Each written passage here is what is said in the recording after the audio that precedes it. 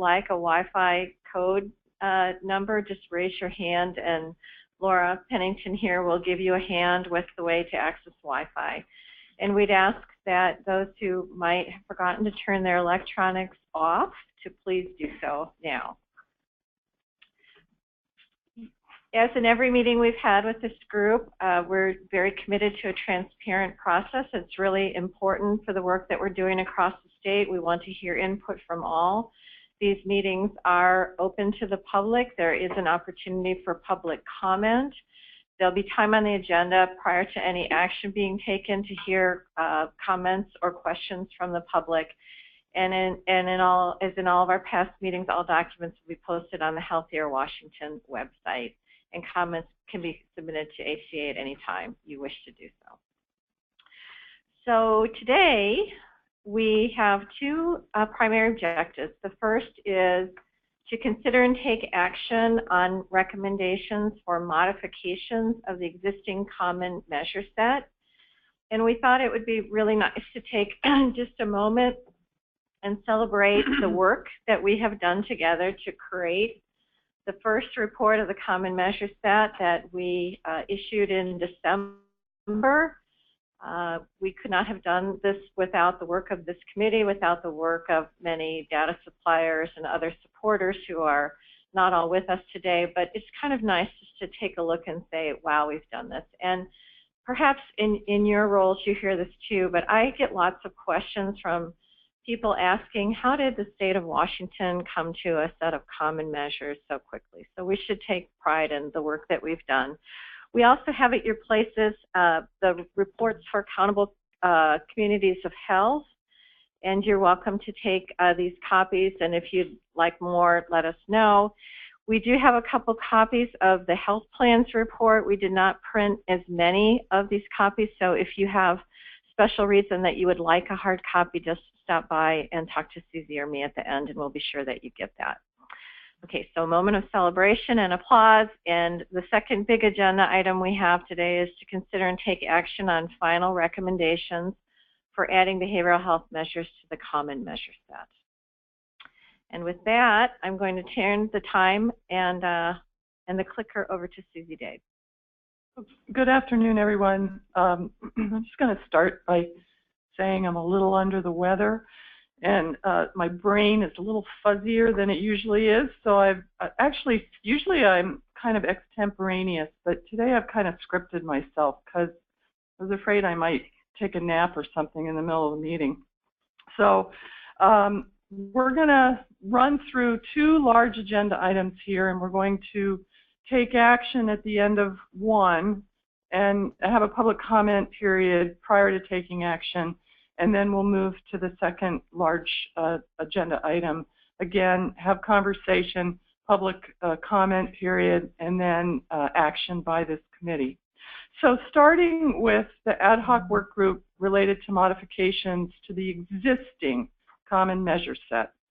So the Alliance was asked by the Health Care Authority to convene a work group to review the currently approved measure set to see if any modifications were needed. The understanding in this was that measures would really only be recommended for removal or replacement if there was a clear rationale, and that this was really intended to be a fine-tuning rather than a major overhaul of the measure set. The work group, by agreement with the Health Care Authority, consisted of representatives from the organizations that actually had the job of preparing results for this year's report that you have in front of you, including all the various units of analysis. And so that included the Alliance, of course, the Health Care Authority, the Commercial Health Plans, DSHS, the Department of Health, and the Washington State Hospital Association. These organizations were all represented on the work group. Many of the individuals on this group are what I would characterize as subject matter experts on performance measurement, on HEDIS, and on other types of measures. And so I felt it was a very well-informed, robust conversation. So this group really came up with 5 recommendations. So I'm going to walk through each of them, and then we'll have an opportunity to talk about them. So recommendation 1 is related to retiring a measure on the use of appropriate medication for individuals with asthma and substituting it with another. So the current measure that we're using is called use of appropriate medication, and it's a measure that's been, excuse me, it's an NCQA measure, but it's been retired by NCQA, who has obviously been the measure steward and responsible for the specifications, the codes, and so forth. What this means is that it's being retired is that it's no longer supported from a measure spec standpoint, and it will not be included in the 2016 HEDIS measure set for health plans. So the work group has recommended replacing it with a current NCQA measure called medication management for people with asthma. This measure, the new measure, is NQF endorsed. It is in the 2016 HEDIS measure set. It was also in the 2015 HEDIS measure set, so it's not a new measure. Here it is. It's the percentage of members 5 to 85 years of age. That's for commercial. For Medicaid, it's 5 to 64 years of age, who are identified as having persistent asthma and dispensed appropriate meds, and that they remained on the controller medication for at least 50% of the treatment period. I'll just note that NCQA offers 2 alternatives for this measure, that you could be on the medication for at least 50% of the treatment period or at least 75% of the treatment period, and the work group is recommending that we use the 50% of the treatment period.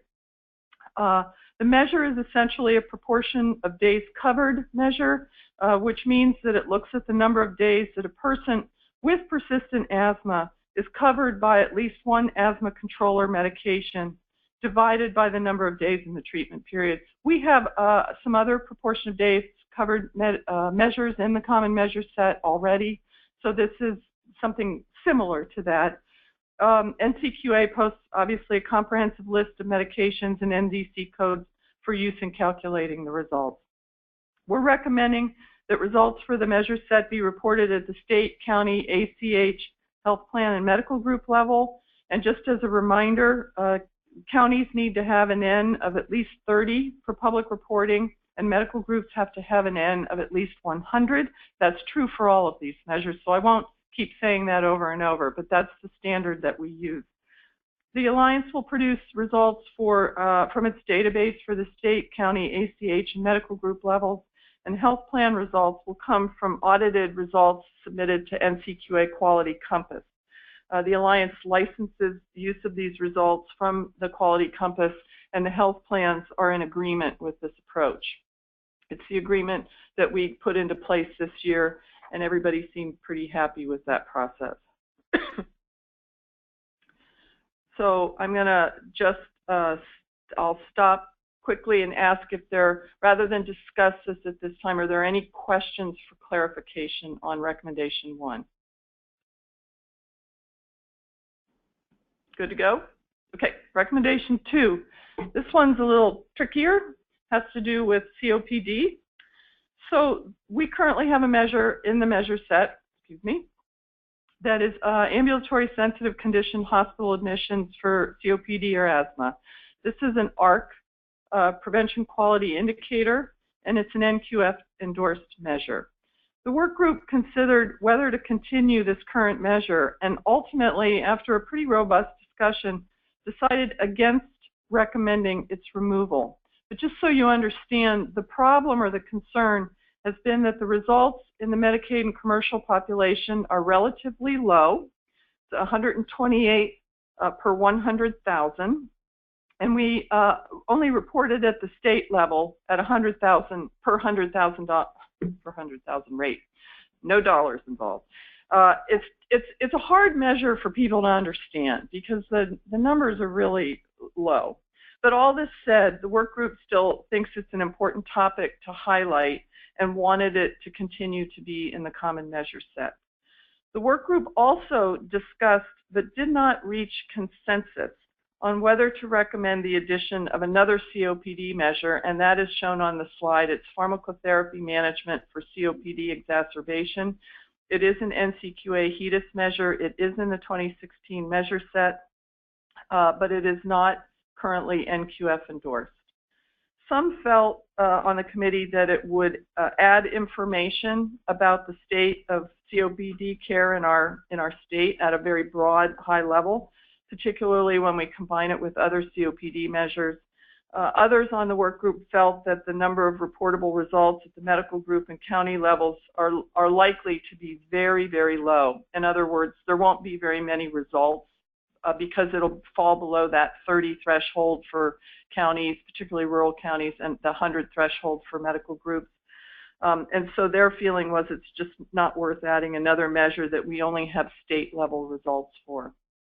So I'm bringing this to you as a report out of the work group dialogue, but I don't have a firm recommendation for this group about this. It's up for your consideration. Any questions about recommendation number 2? Let me put this up on the slide. The additional measure we talked about would be the percentage of COPD exacerbations for members 40 years of age and older who had an acute inpatient discharge or ED visit and who were dispensed appropriate meds. So in this one, the COPD exacerbation is indicated, again, by an inpatient discharge or ED encounter, had to have had the principal diagnosis of COPD, and then the numerator includes those who were either dispensed a systemic corticosteroid or bronchodilator. You know, in my own opinion, it's really doubtful that we will have many medical group results, and I think results even at the county level are quite doubtful. So questions? Yes, Susie. I would just confer you that even at group health, as large as it is a HEDIS measure, and it's a very small population even for us. So I think for that reason alone, I would agree. Right. It's small for us. So if it's small for us, it's going to be really small. Yeah.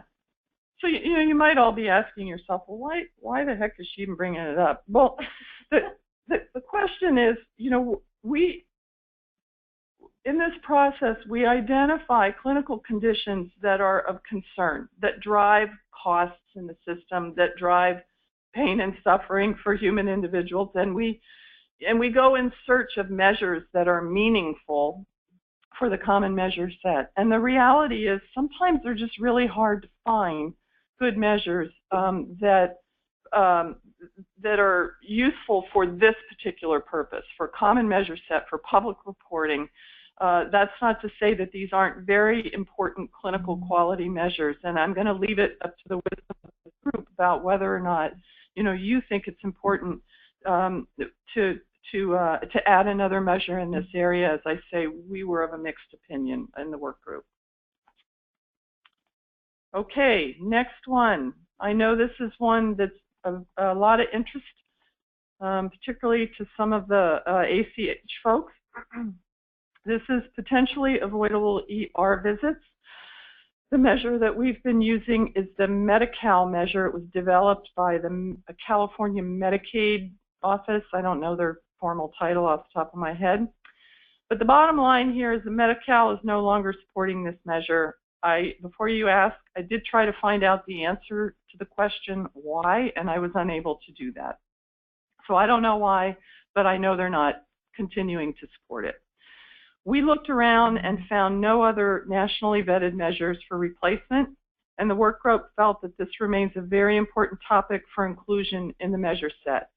So rather than look for a replacement measure, we went in search of a new measure steward, someone who would be willing to take responsibility for keeping the programming and measure specs up to date for this.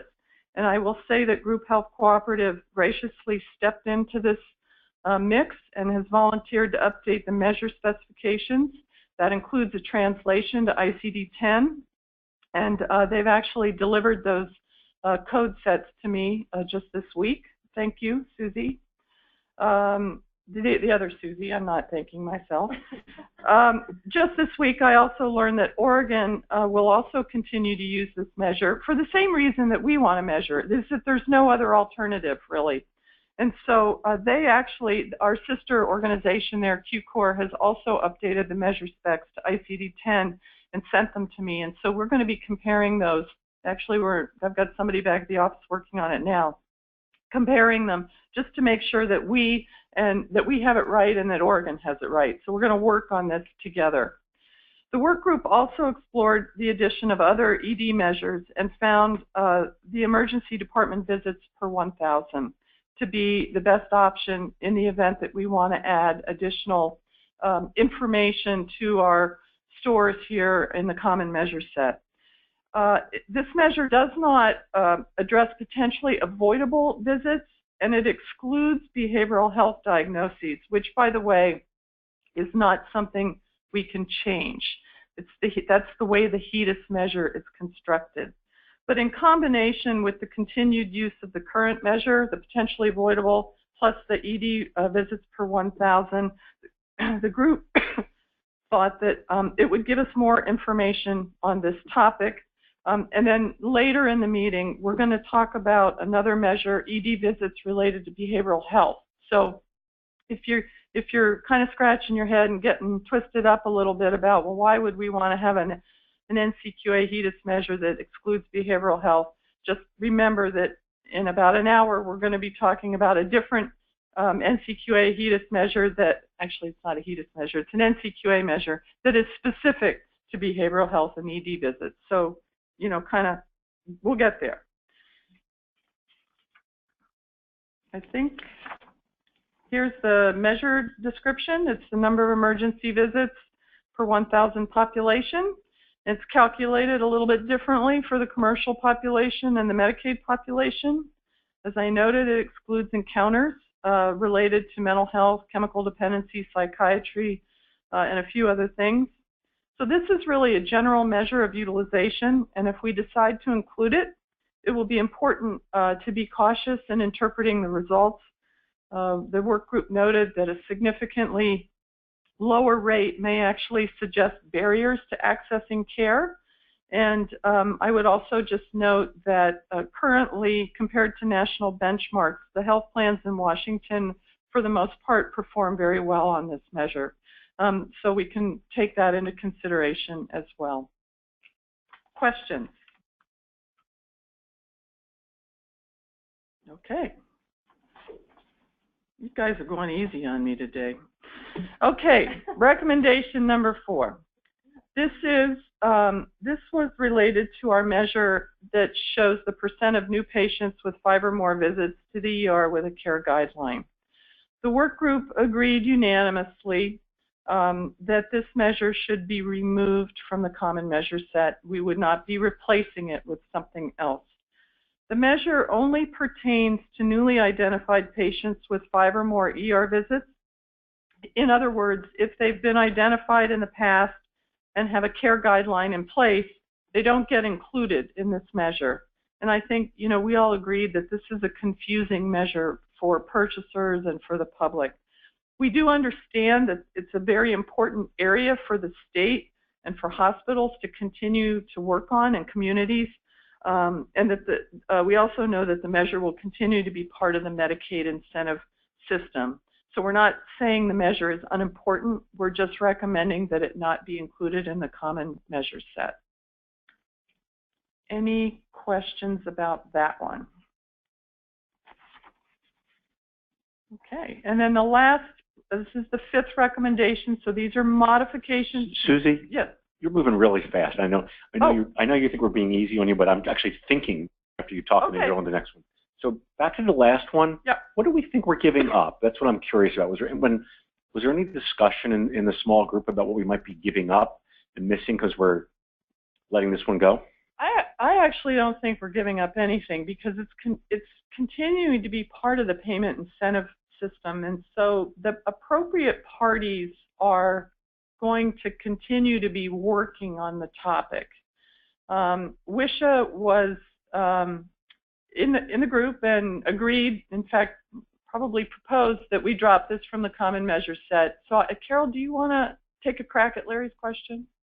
Yeah, I don't think we're missing. I think part of what we want to do is have measures that are helpful and useful to the public, and this is not. The way it is designed is to help organizations make sure they're getting care plans in place. And as the As we evolve, the ERS for Emergency group is still continuing to meet under Dan's leadership, and focus is still there. And one of the focus we're going to be switching to is making sure that the care plans are of high value versus just quantity. So I don't think we're missing anything. I think we've just evolved. Dan Lessler, I just want to echo Carol's comments, and actually having been out and talked to a number of folks and care managers in various EDs, I think this particular measure is really somewhat problematic in terms of, I think it's well intended in terms of wanting to assure people are getting appropriate post-ED visit care and so forth, and doing that by putting showing that there's a care plan. But the problem here is people feel teach to the test kind of problem. So folks are populating the EDIE with many different types, with lots of care plans of very varying quality and so forth. And I'm not sure that I think we've learned from that. I think we have to go back to the drawing board and say what's a better way to really incent what it is we're trying to achieve. Okay. Yeah. So I don't mean to be going too fast, but we are going to open this up for dialogue and conversation. You can talk about any of them at that point. I just kind of wanted to cover the waterfront of the recommendations. So the fifth recommendation is related to a measure that is about use of statins for patients with cardiovascular disease. The measure in the common measure set is, oops, sorry, thank you. That's the fuzzy brain thing at work here.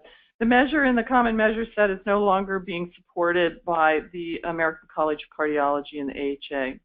And so which means that the measure specifications are not being kept updated, which is important for any measure. It's particularly important in measures pertaining to pharmacy because things change kind of somewhat rapidly when parts of the measure specifications pertain to prescription medication. And so somebody's got to keep those updated.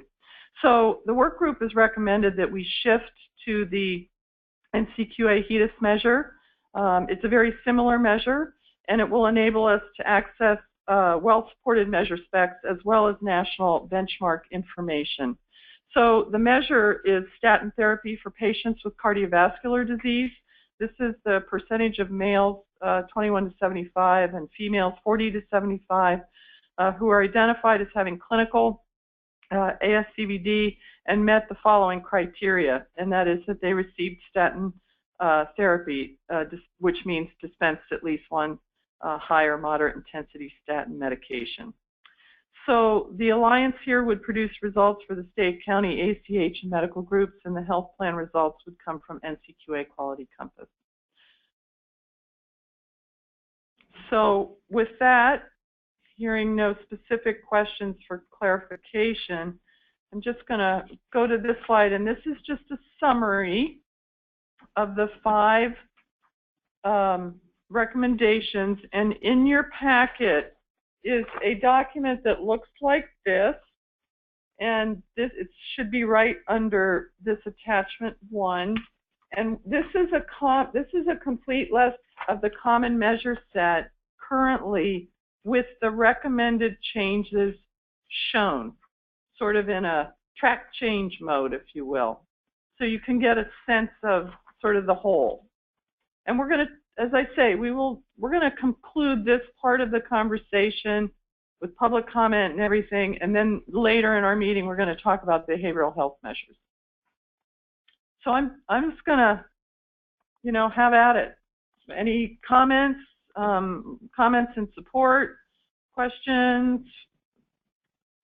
It's open to you. Izzy? I'll just go first. I went through these, so I'll just give you my kind of overall thing. Support the asthma change. It's a better measure than the old measure. And I can't explain all the details, but our team has gone through this many times. We've also had some analysis with Kaiser Actually, the asthma ratio measure is even better. They did a study to tie it with outcomes, but that's pretty new. So I think this is an improvement from my perspective. So I and the work group did. I saw they acknowledged that. We looked at the ratio. Yeah, and that's a good one, but maybe a little early. The COPD measure, I'll just tell you our story. I think it's a decent measure. It's the right care for patients. And there's a couple of issues. One is the small issue. Just recently, we looked at that. We are showing a little decline. It's a HEDIS measure, so we get reports on that.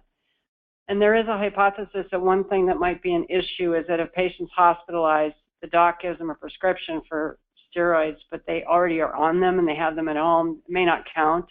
Maybe that's not a significant issue. If you guys decided you weren't comfortable for that, we're going to look at that, and we would certainly provide that feedback if that's something you're interested in. It's not a bad measure.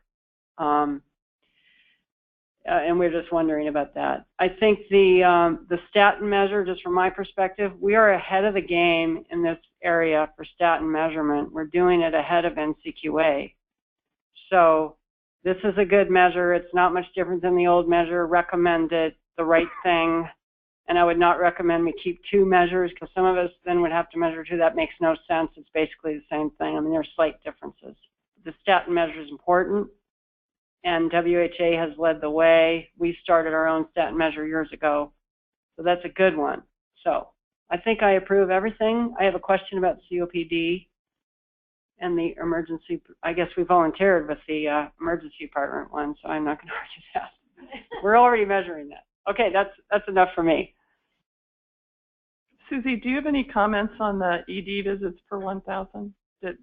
That was the one you did. I think I said, yeah, we already look at that internally. So, and I think you already raised the issues. I don't have a strong reason to oppose it.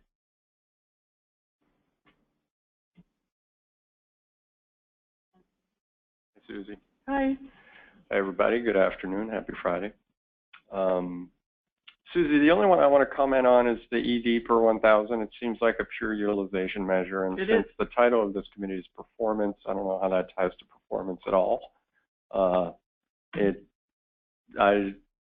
There's so much that goes into that if you don't look at some sort of contributor or looking at avoid, I would say it's a completely useless performance measure.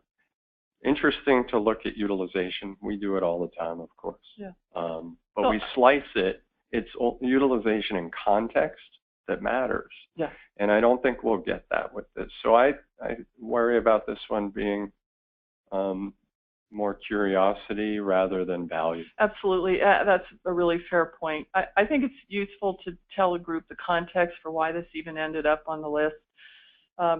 There was a time when we started this process where we thought we were just going to have to drop the potentially avoidable ER visits completely because there was just no measure steward anymore. And so we were kind of on the path to having nothing related to this. And so we went looking for, well, what alternatives do we have? And frankly, there aren't a lot of great alternatives for looking at nationally vetted measures around ED use, and in particular, potentially avoidable ED use.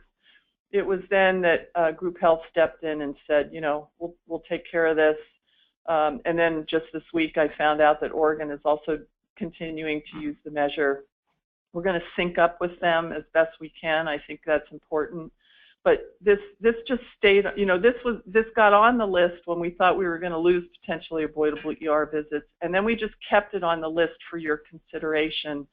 And if ultimately this group decides it's just not that useful on the common measure set, you know, it's fine. It's up to this group. Did we look at NYU's? Are they not doing anything with their PPER? Potentially preventable? We've looked at NYU in the past. They have not updated that algorithm in a really long time. I don't know. And it's really old and it's pretty complex. It doesn't actually count real potentially avoidable ER visits. It's a kind of an estimator. Carol was, you know, we've talked with Wisha multiple times about the difference between the Medi-Cal and the NYU, and we both kind of come down on the Medi-Cal measures being better. Me too. At one time, we're hoping NYU would be a good answer. It's just really old. Susie, if I may, hi. I just want to comment on the potentially avoidable ER. That is a measurement, obviously, that we use. I think the devil's in the details with that and making sure there, when we have about 15,000 covered lives and with group health, and this is a measurement on our engaged sponsor dashboard, and it's very different looking at the Medi-Cal. That it leads us to believe that we have an opportunity for about $8 million in savings with the group health algorithm, and then with the Medi-Cal, it's more like about 800,000. So again, the devil's in the details because we want to be able to action on it and work with our partners in that way. So that's my comment. Well, this should line things up.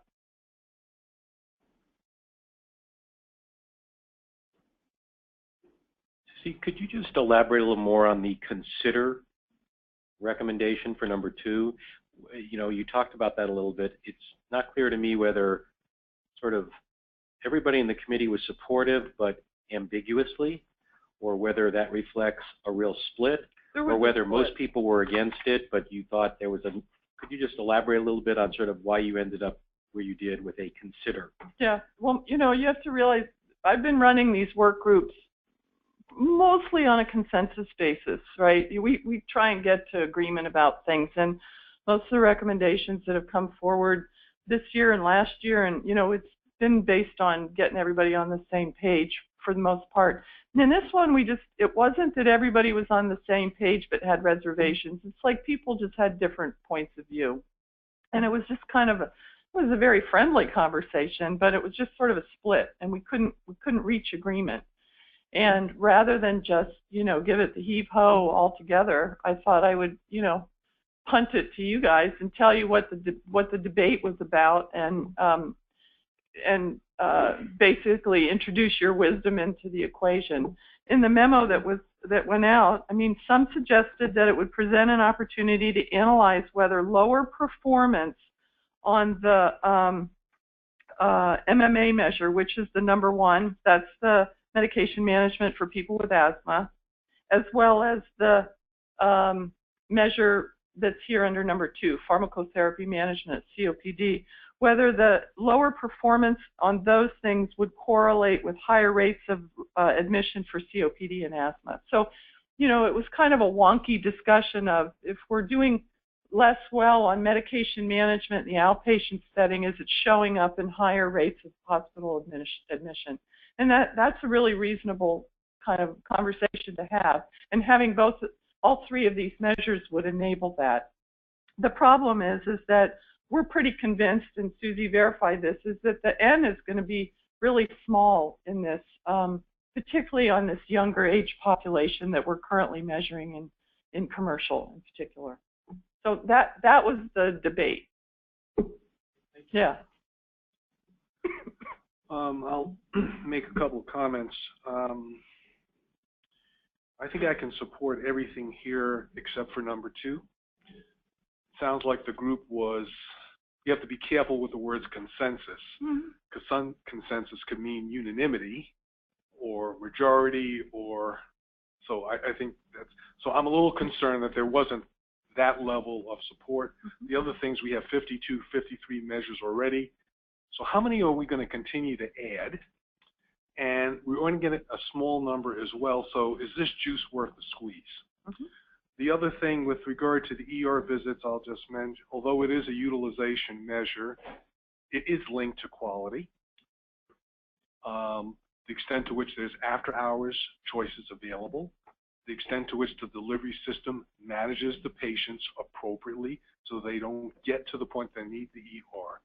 So I think it's a critical measure, and I'm perfectly comfortable with it.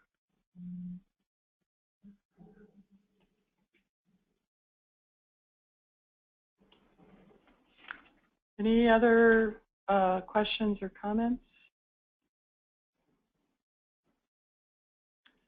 I think we're ready for public comment. Okay, so before we, and just so you all know while we're listening to public comment, I think, if Susie, make sure I've got this right, that the one up there, number 2, is one that we might want to have a little bit more debate upon, right? About, is that right?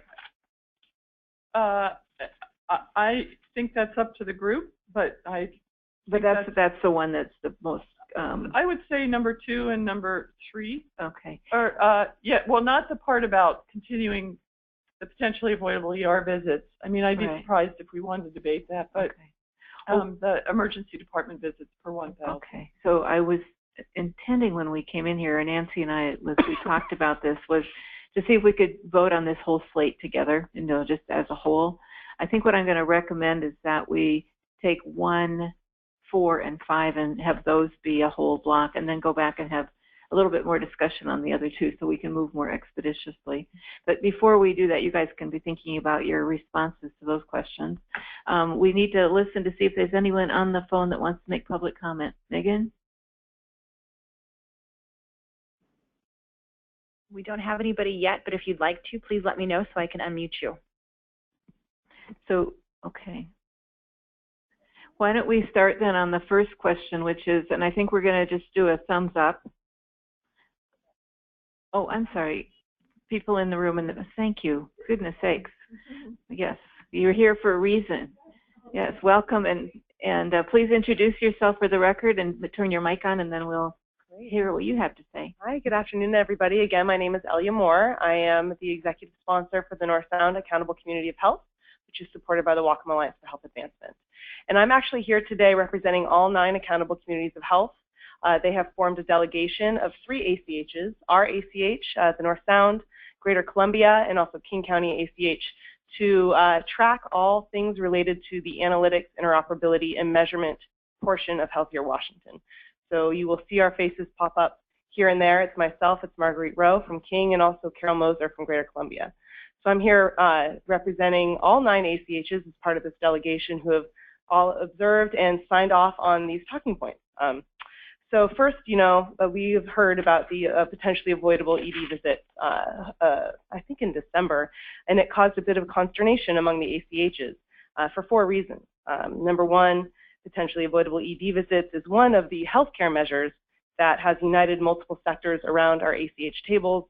Although it is technically a quote-unquote healthcare measure, it is a proxy for social determinants of health.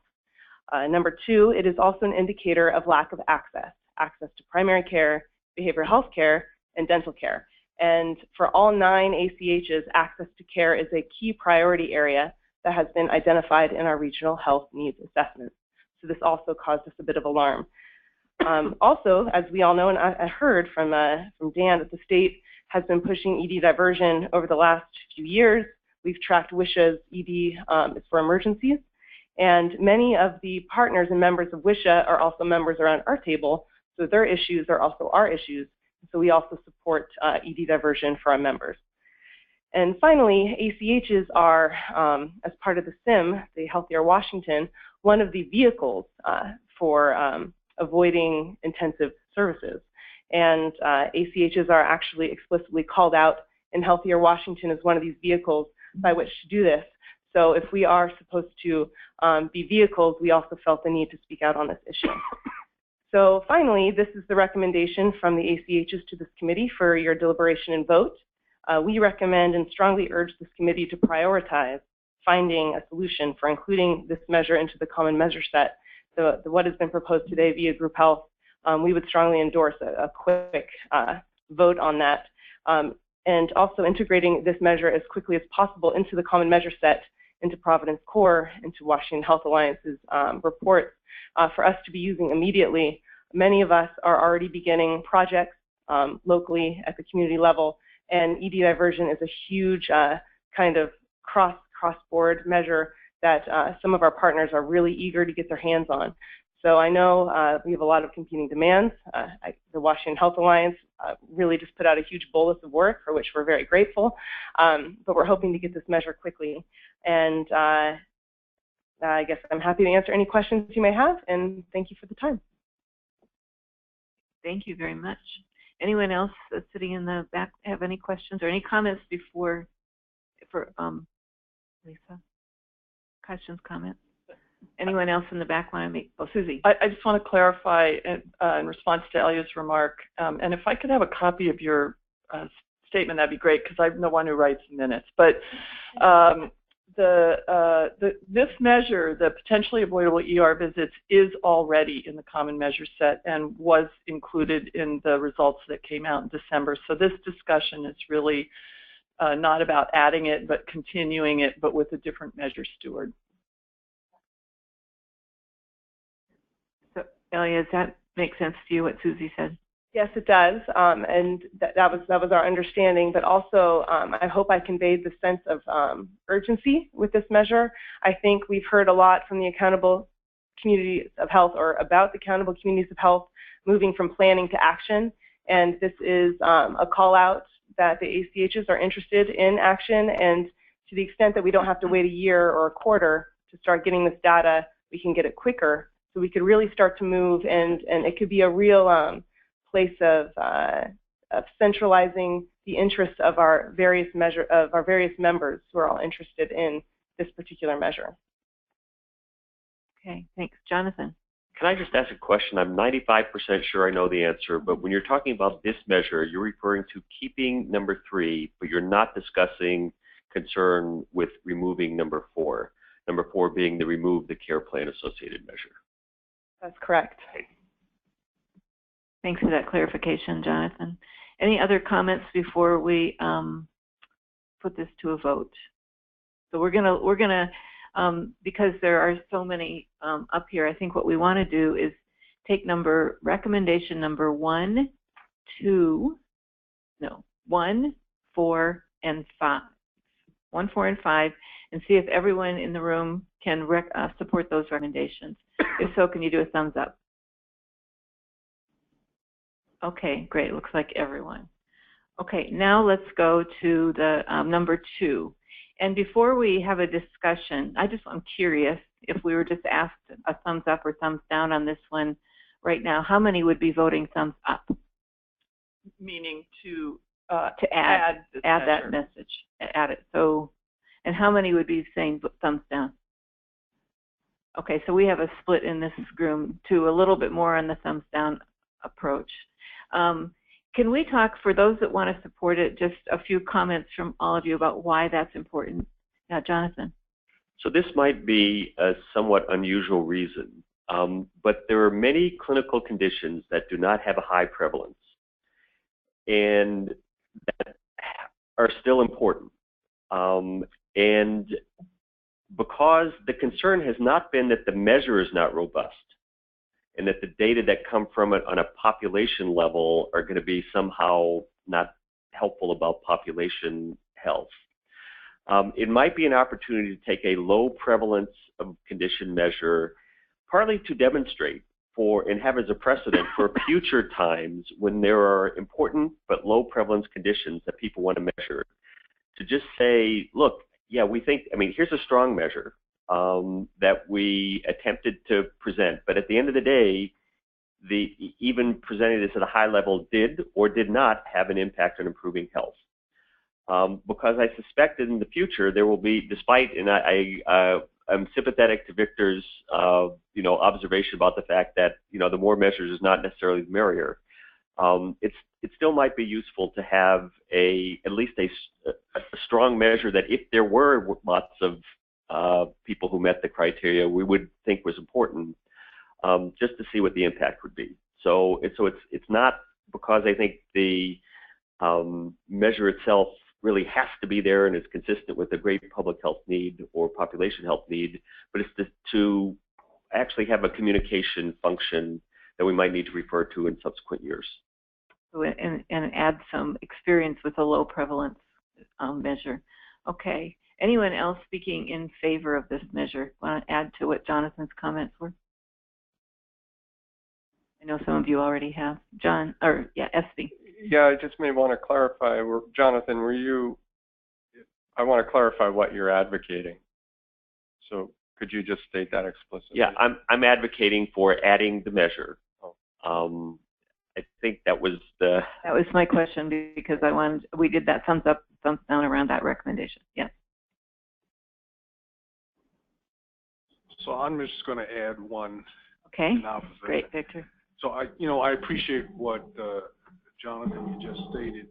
I think number 2, we already have a low prevalence measure here already, and I just asked myself let me remember why we're here.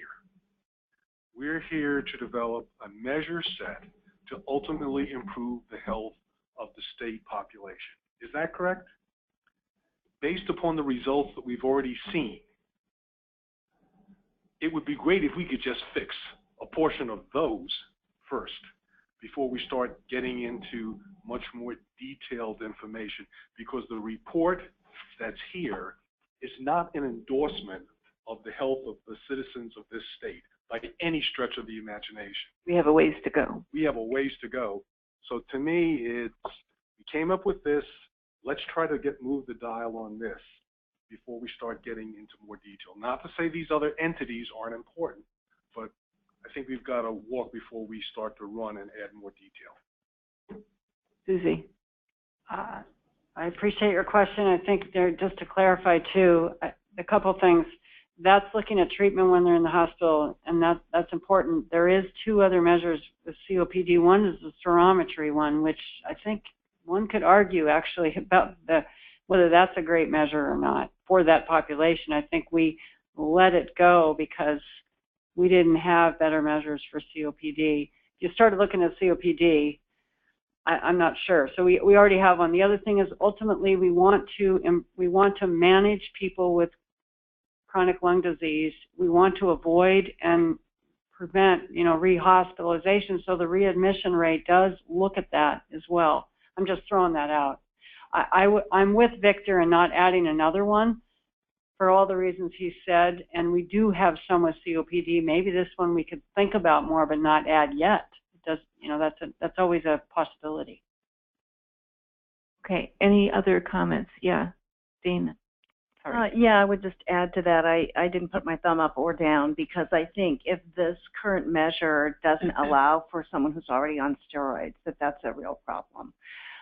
So unless that measure is really clear that it would improve, what people with COPD are going to come in, and so if they're already on that med, hospital or ED shouldn't get dinged for the fact that they didn't write a new prescription for steroids. Okay, thank you. Other comments? Because we're going to vote on this one, and whatever the majority is, we'll go with that. All right. So how many? This is a thumbs up on the recommendation. This would be that we agree with the recommendation to add the pharmacotherapy management of COPD exacerbation. How many want to add it? Thumbs up. Keep them put them way up. Can you see where they are? As somebody said yesterday, loud and proud. 1, 2, 3, 4, 5. Did we get that right, Susie? Yes. Okay, thumbs down. 1, 2, 3, 4, 5, 6, 7, 8. 9. Okay. So this one we are not going to add at this time, and I think Susie's comment about let's keep it on the list. I think Jonathan made some really interesting points about this. Let's keep it on the list and consider it in a future round. Okay, now the next one that we had a bit of difference of opinion on was the potentially avoidable ER visits and shifting that measure. Stewart, I don't think anybody's got concerns about. Let me just double check. How many are okay with keeping potentially avoidable ER visits and just simply shifting the stewardship to group health? Thumbs up? Okay, great. Thank you, Susie, for that contribution. The second recommendation here is to add the emergency room visits per 1,000. We had some discussion about that. Let's just do a thumbs up about adding that. Can you, okay, we're going to have to count this one too. 5, 6, 7. Did you get 7? 7. Okay, how many thumbs down? 1, 2, 3, 4, 5. Okay, so we're going to add that one and recognize again, this is, we'll see how it works. And I think the idea that it's a simple number that you have to drill into to learn more about is a really important one. I also was really quite taken with the concept that this is for population health, a measure of social determinants, as we can learn more about that and we don't know. So appreciate the comments around that as well. Okay, so to summarize this, we are not going to add number 2, and we are going to keep all the other recommendations. Everybody agree with that? Okay, awesome. Thank you very much for that. And Susie, we're going to flip this back to you now. I'm wondering if you would like to take a break. Oh yeah, you want to take a little break? 5 minutes, so we can, keep moving. Thanks.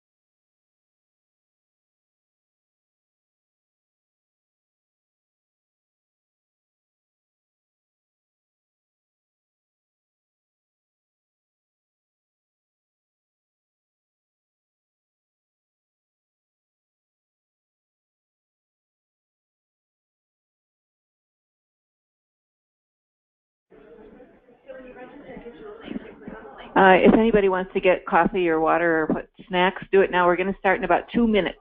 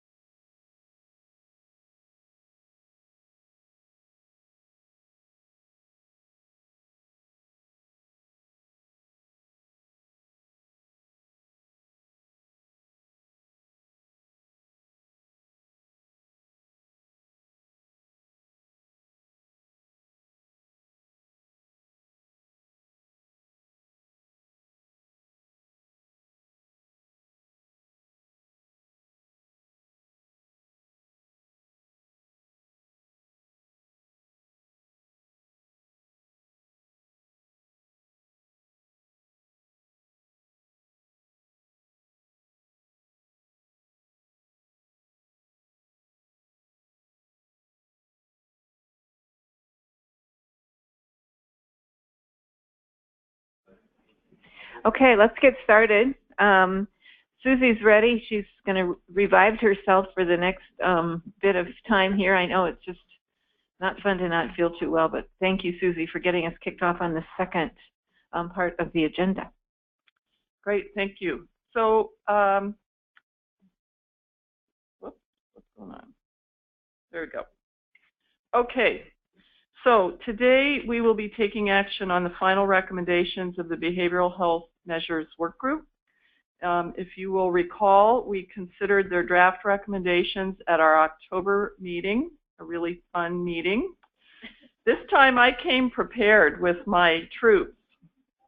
There was a public comment period in November, and the Behavioral Health Work Group reconvened in December to consider input from both the October meeting of this group and the public comment period, and then to finalize its recommendations. And so today we will be concerning ourselves with the work group's final recommendations, and there are 4 of them for you today. So the first one is the recommending addition of this measure that you see on the screen to the common measure set. It is follow-up after discharge from the ER for mental health, alcohol, or other drug dependence within 30 days. It is an NCQA measure, but not currently in HEDIS. It is being considered for addition to the HEDIS measure set for 2017. It is an NQF endorsed measure. You can read it there for yourself. What I will say is that the NCQA measure itself is for 18 and older. The work group is recommending that we take those exact same measure specifications and also run them against the age group of people 6 to 17 years of age. So it's not dinking around with the specifications. It's simply adding a different age group, an application of the measure to a different age group. We would keep them completely separate so that we don't mess up our ability to compare the results for the 18 and older to national benchmark data when it becomes available through Quality Compass. That won't happen until it becomes part of the HEDIS set, by the way. The measure would produce 4 rates. You can see them there on the screen. So you calculate rates separately for mental health, and then a separate rate for ER visits for alcohol or other drug dependence. And then when you add the 2 age groups, that's how you end up getting 4 rates. So let's see, there we go. So this you can see on the screen the definition of the measure. It includes a primary diagnosis of mental health on the one hand, or alcohol or other drug dependence on the other hand, who had a follow-up visit with any provider with a corresponding primary diagnosis of either mental health or alcohol or other drug dependence within 30 days of discharge. Within 7 days of discharge is also an option as part of the NCQA measure, but the work group is recommending the measure within 30 days. The recommended units of analysis for this measure would be the commercial and managed Medicaid health plans. At some point, I think we're very interested in seeing whether we can get data from the plans to produce county or ACH results. But I would say to the group, this is highly unlikely during the first year of implementation. I think we're going to have our hands full just getting the health plan level results as health plan level results. I would say that if today you approve this to the common measure set, it will be a new measure for the health plans. I don't believe any of them, as far as I know, are running it today. It's not part of the HEDIS measure set. So we would really require their cooperation to program it, generate results, and agree to have them shared publicly.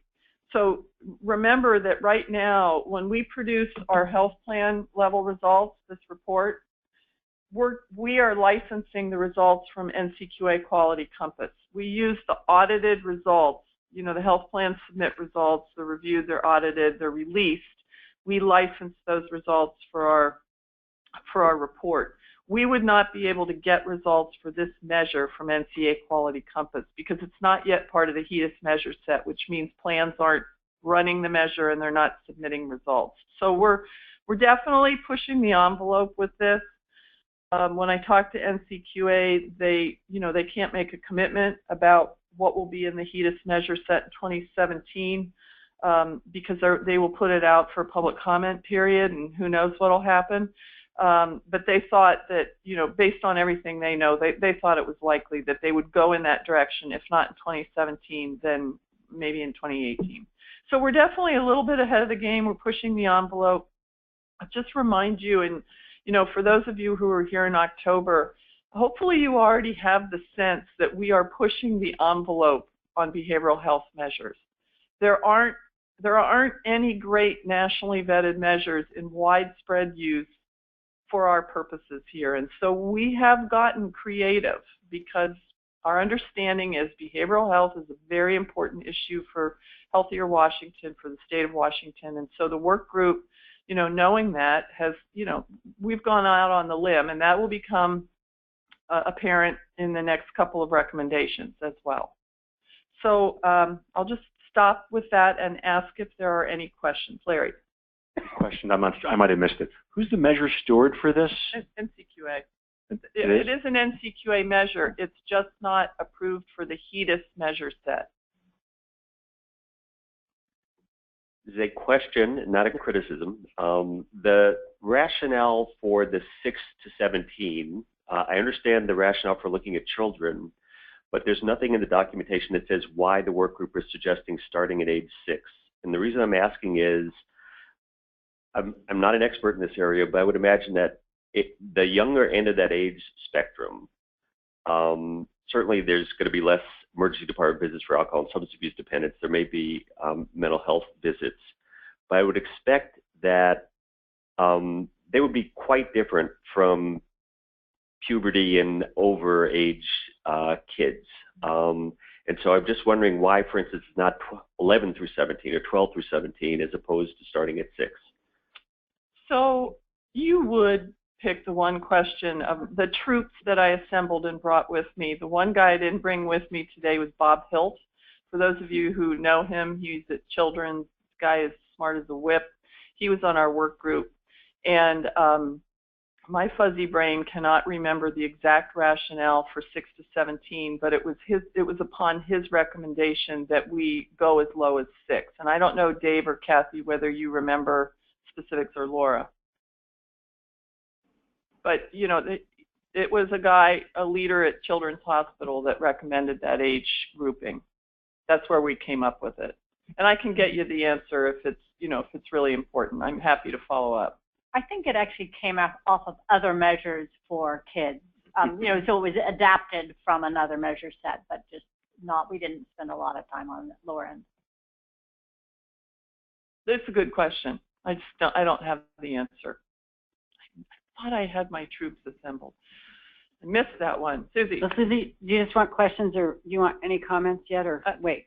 Madam Chair, do you want just questions now, or why don't we just, like we did the first time, questions for clarification? Like that was a good one, Jonathan. I guess I just question then for clarity, because I think I have the answer, but is this face-to-face visit only? I believe it is a face-to-face visit in the emergency department. No, I know. The emergency department visit. Oh, the follow-up visit. Oh, the follow-up. See, that's going to be a critical point. So yeah. I'm just going to ask for clarity now, and I'll save my comments for later. I believe it is a visit that you can find in claims, because this is a claim. I think I read the specs, so I think that is going to be a critical point. What counts? If it's face-to-face only, that's an issue. So I think we really need to understand that, and we will give that feedback to NCQA as well. So I'm just calling that out ahead. I think I read the specs a few months ago, and I believe it is, but we really need to know that. Yes. Yeah. Thank you. Susie, your point, I think what you're the point is this is a little behind, right? A lot of people have follow-up that's telephonic, that's virtual. Gotcha. So if we can't, we need to broaden that. That's the biggest problem I think it's going to be an issue for all of us. Yeah. That's going to stymie our ability to recommend it. So we, first of all, need clarity, and second of all, that's going to be an issue. Okay, thanks. Yeah. So again, clarity. The fact that it's being considered by NCQA for HEDIS, but not definitively endorsed yet for 2016. Is that correct? Yeah, it's an NCQA developed measure. It's been submitted to NQF and it's been endorsed by them, but NCQA has a lot of measures that are not part of the HEDIS measure set. Right. So just to be clear, that means that nobody else nationally would necessarily be reporting on that measure for a database? Correct. We would not have a national benchmark yet. So that would mean, in turn, if I'm correct, that we would be basically comparing ourselves. Is that correct? Yes.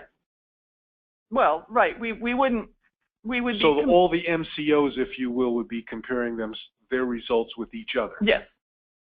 Which we do now on other measures. What we don't have is the national 90th percentile benchmark or any other benchmark nationally.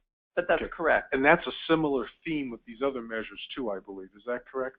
Pushing the envelope. That's what we're doing here. Yep. Okay. And in the end, would it be fair to say the healthcare authority will want to do something with these measures or anything else we measure to improve the outcomes? Is that fair to say? So my last clarifying question is, given the fact that there won't be any national comparators, and for all we know, we're in the 90th percentile or the 10th percentile, would the HCA not be doing anything to enforce an improvement during the year until, or if it becomes a HEDIS measure? Is there a commitment about that other than publicly reporting? I think that's a different question. But it influences how I will think about it. Right. So, I think part of this would be, I'm not so sure that we're going to be as interested in that first year of how we compare nationally, but much more what the variation is across the state in different plans. It's a plan-based measure. So I don't know, Dan, do you want to add anything to that?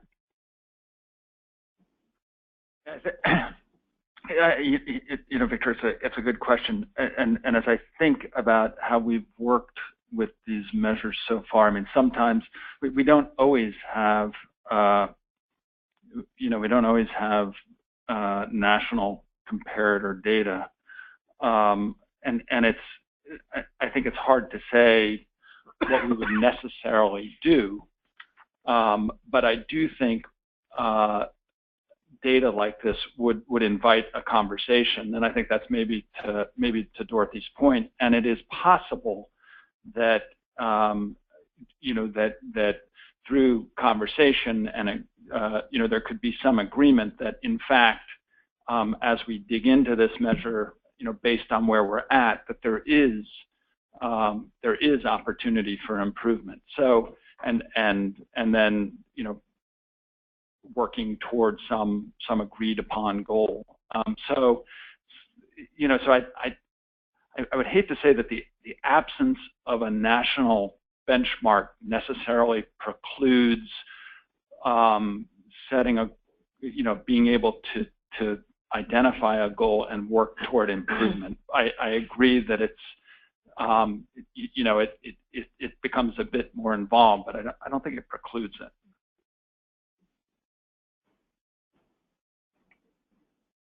Carol.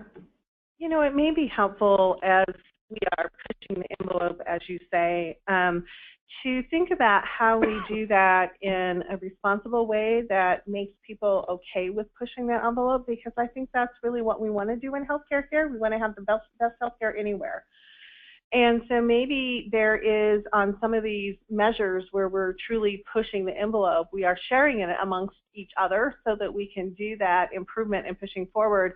But maybe we also decide that maybe it's not quite ready for the payment ties on it yet until we learn a little bit more through that process. And I think that might enable us to push that envelope a little bit farther and not, as Dan eloquently said, maybe I won't say it quite as eloquently, on the ERs for emergency measures, to some degree, I think we pushed some incentives that pushed people in a direction that helped but wasn't optimal, and we want to make sure that as we move forward, we optimize care as much as possible.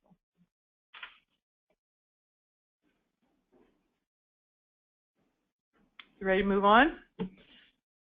Okay. So I'll just say that I'm really happy Dave Mancuso is here today with me. Dave is with the RDA at the Department of Social and Health Services. He's been a member of the work group. Super smart guy. So the work group is recommending that these two service penetration measures, do I have the right, that these two service penetration measures be added to the common measure set for implementation and not simply piloted. So I will remind you that at our October meeting, we had a long conversation about these measures. We kind of went back and forth, and in the end, what you did is you released for public comment the concept that we would pilot these measures in 2016.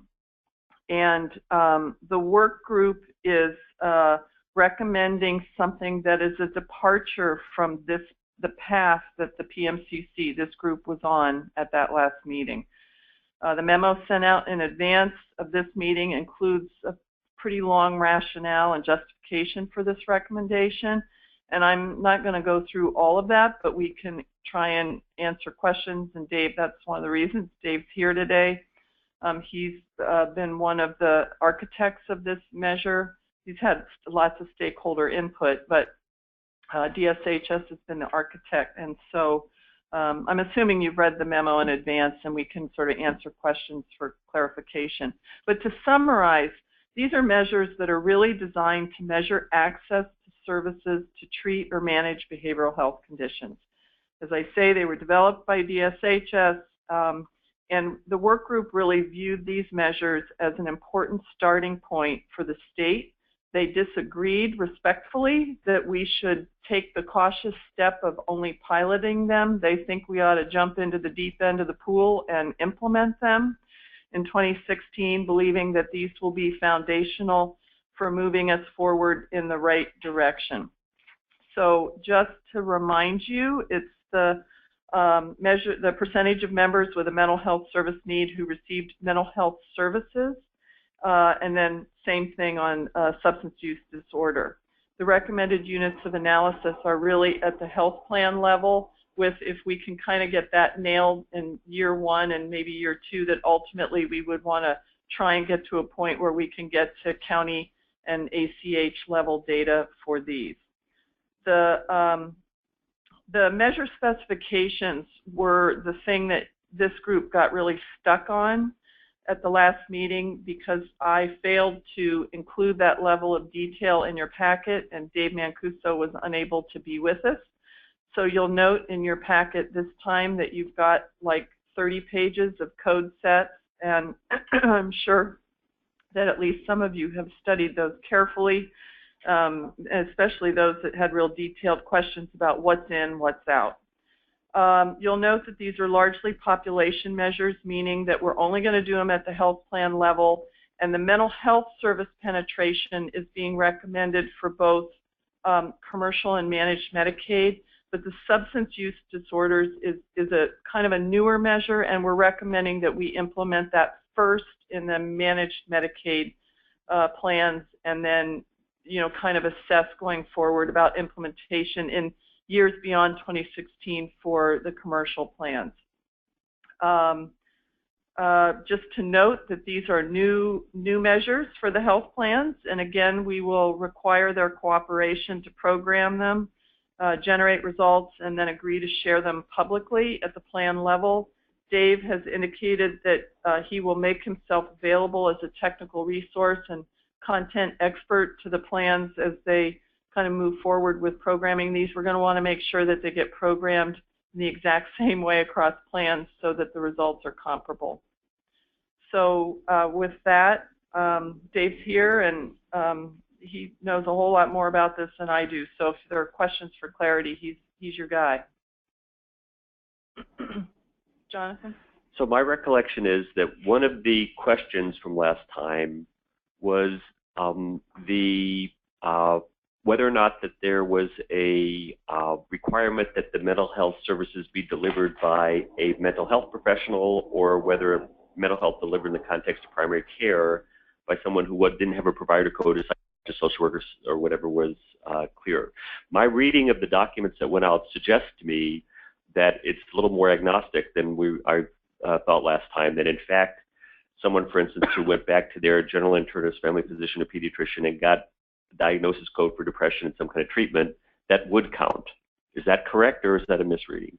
That's correct. Okay. That's exactly right. There is if you think of the numerator of what counts as access, there is a component that is exactly designed to capture what, at least a part of what's happening in primary care. Yes. Okay. And that's why we're recommending what's called the broad version of this measure. There's also a narrow version, which is not as inclusive as mental health services delivered in the primary care setting. We're not recommending that one. Yeah, and that's, again, I recall that there was a lot of smoke and fire around that particular question, but this, and I think this avoids that. So. Yeah. I asked Dave, this is Gary Franklin. So have you done some work already on sort of the reliability and validity of these measures in your own data sets? Yeah. We were thinking you might bring actually some data here today that looked at some of this stuff. So in the material that was prepared, the kind of the white paper, or the document kind of making the case for adoption, there are links to, I think it was 8 studies published, some that we self-published through our website, others, at least a couple of which are in peer-reviewed journals, that demonstrate the use of these measurement concepts in the program evaluation framework, which basically is work showing that those who meet the numerator criteria for access in a variety of different populations experience better outcomes across a broad range of domains, not just healthcare costs and utilization, but other functional domains, employment, criminal justice involvement, housing stability, mortality, physical disease progression. So there are links in that document to 8 studies that I would put under the heading of kind of validation that these measures are capturing a measure of access that's connected to utilization and outcome and functioning. So, Dave, this is Larry Kessler. Who's in the denominator for these measures, please? So the denominator are folks who would meet need criteria generally defined. So if we take the two measures separately, starting with substance use disorder penetration, there's the massive list of codes here, but you could think of this basically largely reflecting diagnosis and in some cases service receipt that would indicate substance use problem. So diagnosis of substance use disorder, overdose would be another set. Being detoxed but untreated would get you in the denominator but not in the numerator. We wouldn't consider detox as an event that would indicate engagement in services for what qualifies for the numerator event. Treatment of opiate addiction with buprenorphine, for example, would get you in the denominator and the numerator. So those are the kind of criteria: diagnoses, service utilization, in some cases receipt of medication. Similar kinds of criteria on the mental health side, where the preponderance of identification is coming through diagnosis and medication receipt in medication classes, antipsychotics, anti-mania medication, antidepressants, anxiolytics, ADHD medications. Generally, those are the classes, in addition to the analogous diagnosis groups that would bring somebody into the denominator. Okay, because my concern would be whether we're providing an incentive for providers to stop making some diagnoses if the patients are not going to get treated. So because the denominator is people who are getting diagnosed, for example, in primary care by an internist, and then the success is if we get them treated in the mental health system. And if I'm a hospital system, I may start telling my primary care doc, stop diagnosing, so we can't treat these people. I'm sort of more worried about the incentives. The broad version of the metric here would count that primary care visit with a qualifying diagnosis in the numerator. So that event itself would count as a positive outcome at the patient level. And also just a reminder that the unit of analysis here is at the plan level rather than at a provider level, which alleviates some of those potential disincentives. Yeah, I just want to clarify. So the broad measure in the numerator would be similar in substance use disorder as it is with mental health. Not in its current construction. So there would not be the parallel event on the substance use disorder side. A primary care provider diagnosing substance use disorder is not counted as a numerator event on the substance use side. We'd be very interested if we think of this measure being stewarded over time. As happens with NCQA stewarded measures, they're often modified, improved, enhanced. Be very open to participating in an ongoing process to try to capture more of what we might collectively think is appropriate in the numerator in a primary care setting that the current measure on the substance use side might not be capturing. But the current construction does not have that analogous component to what is built in on the mental health side. Sorry, you had your hand up. I just had a clarification. When we talk about measuring it for Medicaid MCOs, are we looking at doing that across all the regional service areas or those that are just fully integrated? All five. All five MCOs. Yeah. Yeah. Fully integrated. Right. It was actually sort of my question. My understanding is this is already part of the contractual obligations for the fully integrated model. Is that correct? I believe it is, yeah. Yes. Yeah. So that would mean you already have a laboratory to see how these measures work. Is that correct? Well, you could call it a laboratory. I mean, for sure, we're going to be gaining experience with these measures, yeah. And is this contemplated to be part of the Apple Health contract in 2016? Yeah, let me try. I'm hearing a concern about the. Well, no. Let me get to the. Let me share my point. If it is, then what we're really talking about, whether it's part of the common measure set or not, is the extent to which it's going to apply to the commercial plans. Right. So let's take this apart a little bit. I think right now what we're trying to focus on is what should be in the common measure set. The next step then is which of these measures that then get incorporated into contract, commercial or MCO. And I guess I would throw this out there that for these measures that are new, to Carol's point, I would think that we would want to, we might want to measure them, but not have any financial payment tied to those for the first year, so we see what's going on with them. But I'm really wanting to make sure we don't get these things all tangled up together, because I think what we're trying to do right now is come up with a common measure set that we can then use with the wisdom that this state actually has and how to do that to continue to improve care. And if we don't at least start to get a hold of how it's working, we're not going to make that kind of progress. So I'd really like to separate the dialogue around what's in an MCO or a commercial contract from what we want to really have as the state of Washington as part of this common measure set that we all agree that we need to be monitoring and measuring and trying to take action on in one form or another.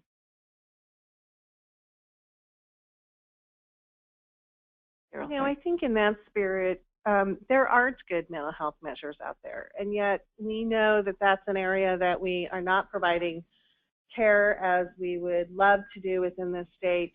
And I think we need to start by learning from some data and being able to talk through that data. I think we're going to end up making some changes to that over time as we learn, but if we don't take the step to learn, I think it makes it difficult. And so I guess my point, though, by asking the questions, you're going to already learn because it's contractually obligated in some way, shape, or form in some lines of business. That's all. I think that the value, though, of having a measure like this in the common measure set, because while there certainly is a contracting element of that, we are aligning Healthier Washington more broadly, which includes the work of the ACH and many of our transformation efforts that are happening locally to address this behavioral health component in which we don't have good publicly reported, consistent reported data. And so I just really want to say that I really appreciate the distinction between having it be part of the measure set from the contracting piece. And I think that when we as a group decide to bring this forward, I mean, that's for us to make that proposal as well.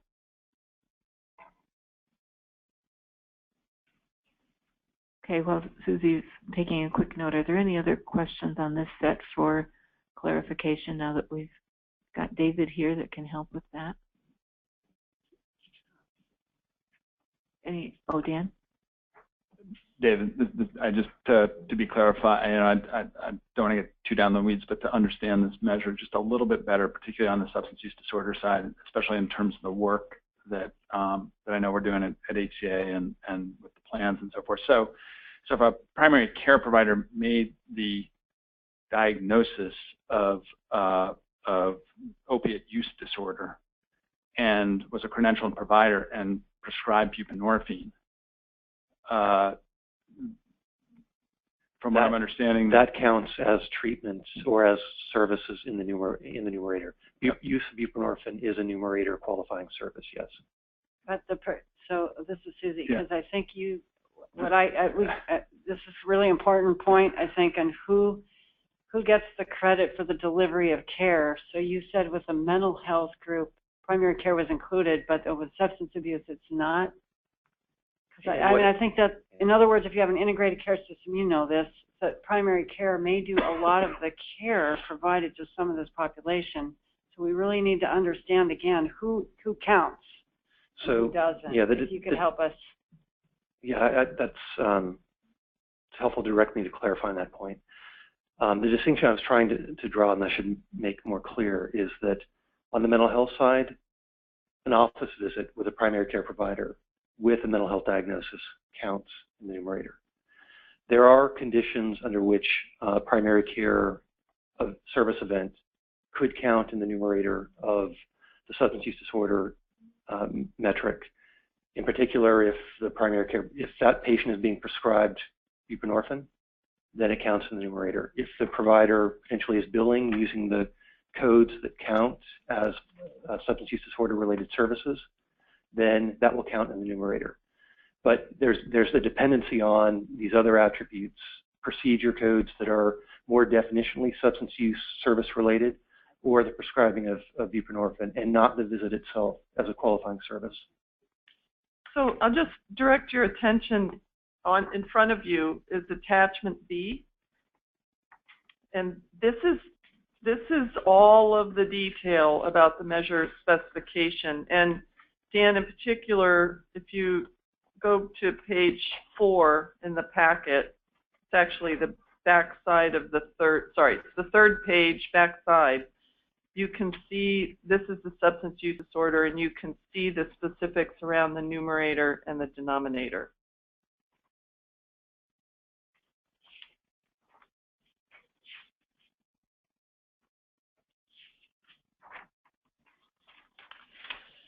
So I do know, I get it that this is really uncomfortable because we're kind of getting into new space, but I'll just say that, you know, speaking on behalf of the work group, if I can, I would just say they think it's time to get into new space. And let's just, you know, start working on this and keep it at a high enough level, meaning at a plan level, that we're being careful about privacy issues, that we're not disincentivizing provider level organizations, and we begin to paint a picture of behavioral health care in our state.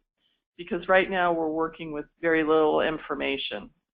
And I think, you know, that's why they're kind of bucking the position, the work group was sort of bucking the position of we should just pilot these.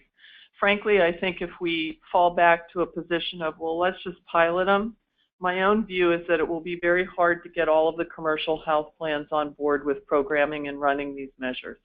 I think if we want to get full participation, we're going to need the full oomph of this group saying, yeah, this is a priority, we want to get going on these measures, and we're going to ask all of the plans to it is an administrative burden for the plans to do this work. And I think that if we're just kind of dabbling in it, we are less likely to get their cooperation than if we say, this is important, it's important enough for us to include it in the common measure set and move forward. Okay, if there are no more questions for clarification on this one, we'll move on and tuck away all that conversation. Anyone more questions on this? Yes, Carol. You know, I guess I would volunteer, and Dale, you can kick me under the table, but we have some work groups that are, whether it is the Safe Delivery Roadmap or others, that might be able to assist kind of looking at, is this measure working or not, for example, in the OB population or other populations, by looking at some of the patients that are falling out, just to help during this year to look at the robustness of the measure, so an offer for you. Okay, so recommendation number 3, this has to do with the 2 measures related to hospital discharges. One was attributed to psych disorders, the other was attributable to alcohol and drug use.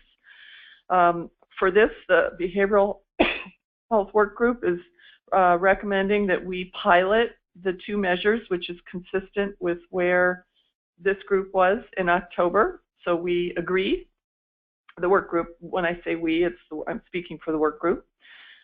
We believe that a pilot will provide the opportunity to develop and test detailed measure specifications, and to also facilitate broad agreement on those specifications prior to public reporting. So we're a little bit earlier on in terms of actual development of the measure.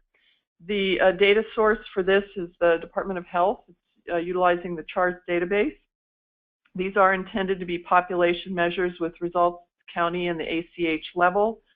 In its discussion, the work group recommended that the pilot examine 3 different denominators in producing rates to determine which one or more one or more of the denominators that are listed here on the slide would make the most sense.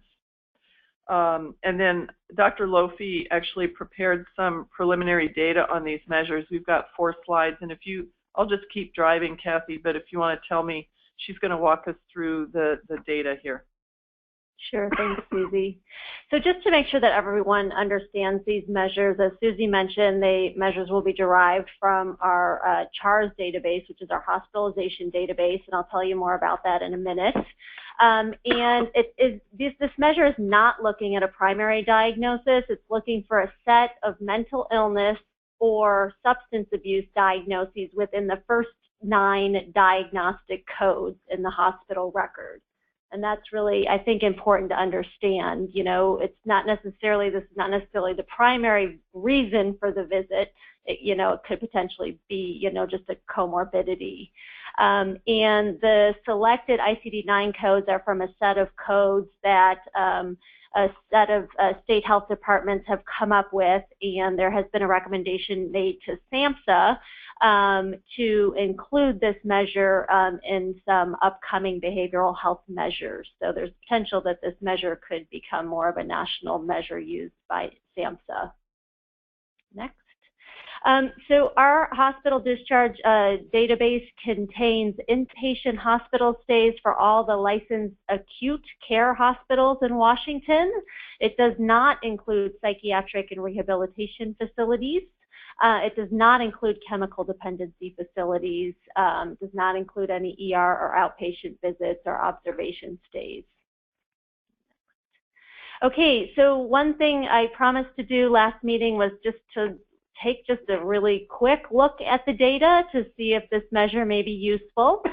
This graph shows the age-adjusted hospitalization rates for both substance abuse and mental illness. The darker line on the top is mental illness, and the thinner line on the bottom is substance abuse.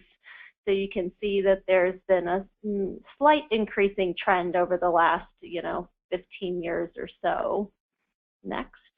And then this slide shows hospitalization rates by county, age-adjusted hospitalization rates by county.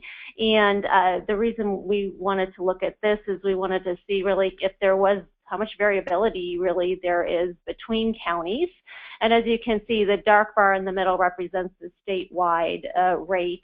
The darker bars are statistically higher, rates that are statistically higher than the state.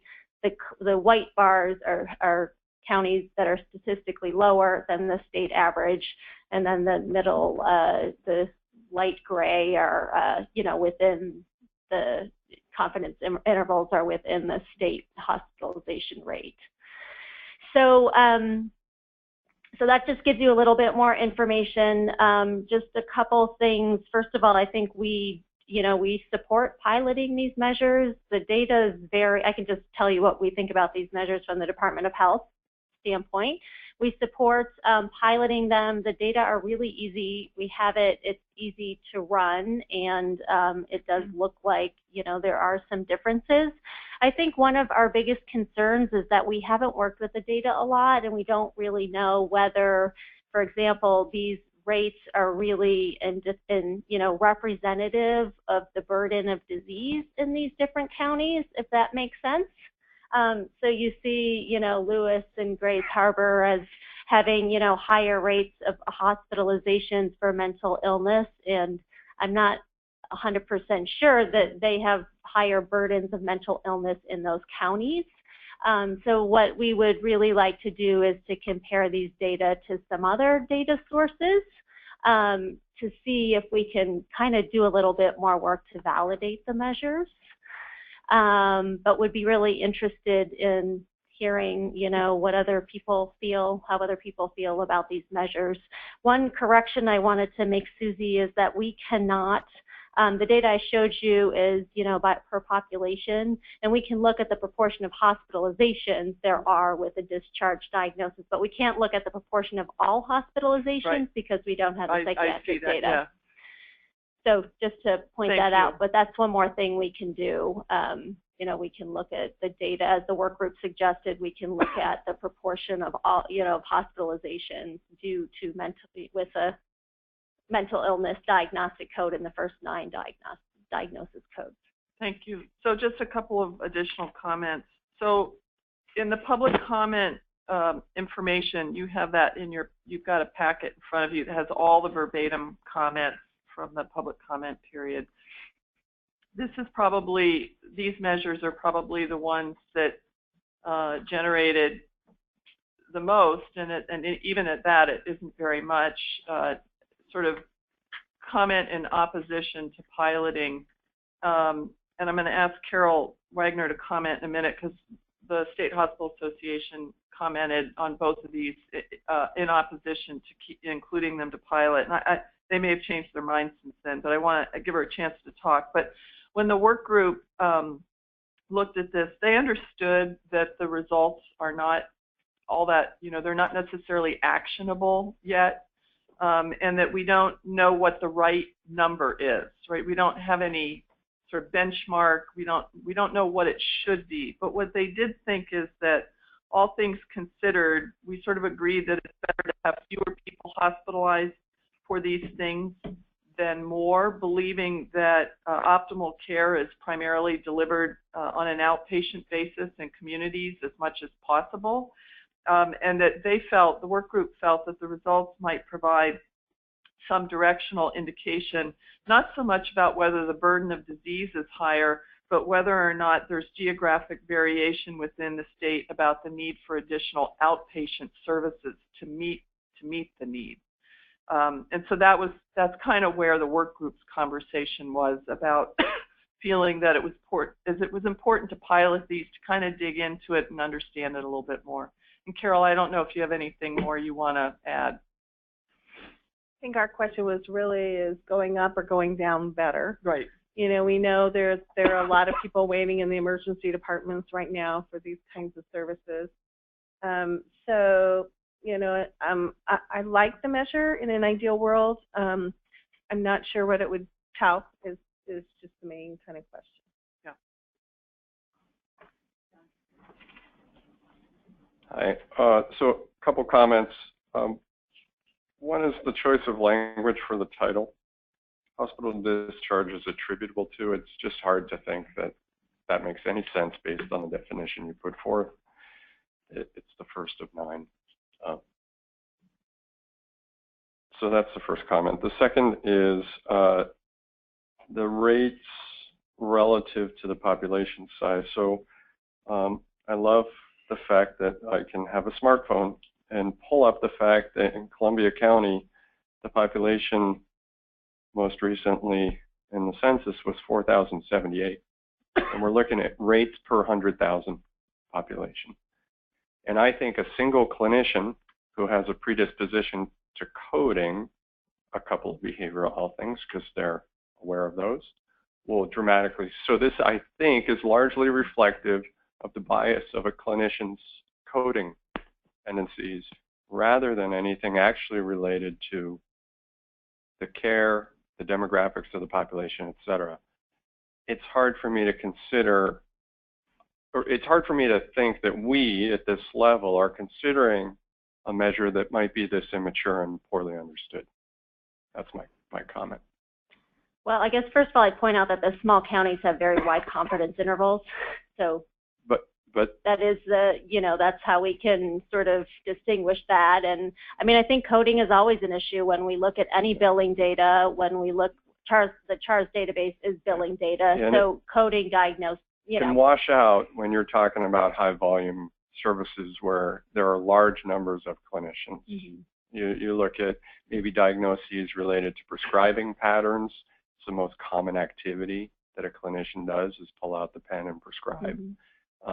I think some of that washes out. Here, a single clinician at the single institution in that county could make all the difference in the data. So I just think that that's a really substantial underlying variable that's not considered and that we should think about before. Mm-hmm. And also your comments about wanting to explore this. I'm not sure that this group is trying to consider recommendations that we want to just explore. Part of our initial guidance was to use mature, vetted, well understood, well studied recommendations so that we don't get ourselves spun up with a lot of confusion and just trying to do further analysis on studies. So I'm all for developing measures and doing studies. I just don't know if we want to take it to the prime time. Okay, so any other questions on these? Jonathan had a comment around the clarification, because we're going to go through these one by one to do our votes and continue to have this discussion that SB has started for us here. Jonathan? Okay, I think we just got to make sure we understand the measures, and then we'll go forward to... Sorry, Dorothy. No, that's okay. I think, you know, we're all kind of popping out with things. That the thing on this one, I think that your comments made me think about is what the purpose of a pilot is, what we're going to learn from that, and so we can have that discussion in just a minute. Okay, anything else on these two measures? Kathy, were you done with your slides? Yes. Anything, Kathy? I was done with my slides. The other thing I just wanted to mention is I think, and I'd have to check on this, but I think any county with less than, 20 hospitalizations was excluded, because I think Garfield County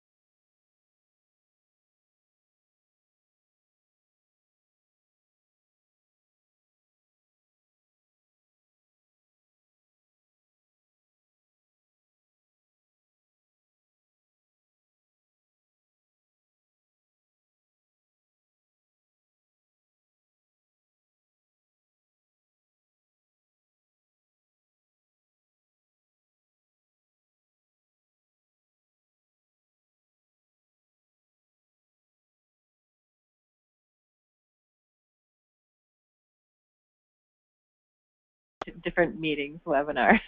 Do. Okay, Susie, we're good. Thank you. Okay, so we're talking about patient experience survey, and the recommendation is to add the 4 questions from the VA Survey of Health Experiences of the patient. You can see on the slide what the 4 questions are, and Jonathan brought to my attention that I neglected to remove the VA from question 4. So obviously, when we ask the question in the Alliance's Patient Experience Survey, we would say in the past 12 months has a doctor or other healthcare provider advised you, rather than focusing on VA. So that's just typo on my part. The memo that was sent out in advance, Kathy helped me construct the background information rationale for why we would do this. The only thing before I turn it over to her to answer questions from all of you is just to note that when the Alliance publicly reports results, we follow ARC's recommended measures for public reporting. So the results from this would not be publicly reported, but would be privately shared with medical groups. And meaning when I say it wouldn't be publicly reported, I mean at the medical group or clinic level. For these types of measures that are not part of the ARC approved composite measures, we report statewide results in response, but not at a medical group clinic level. But we have all of that detail that medical groups and clinics can see for quality improvement purposes. So with that, I'll just open it up, see if Kathy, do you have any opening remarks, or we just want to answer clarifying questions from the group? I think just answer your questions would make more sense. Somebody has to ask Kathy a question because we dragged her here to this all-afternoon meeting.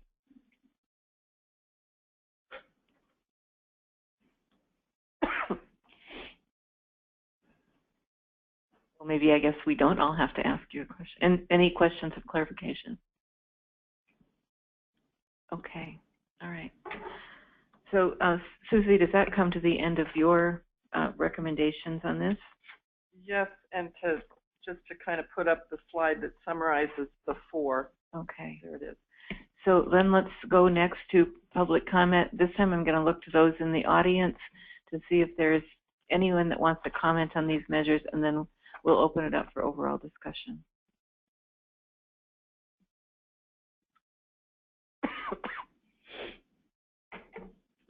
Welcome.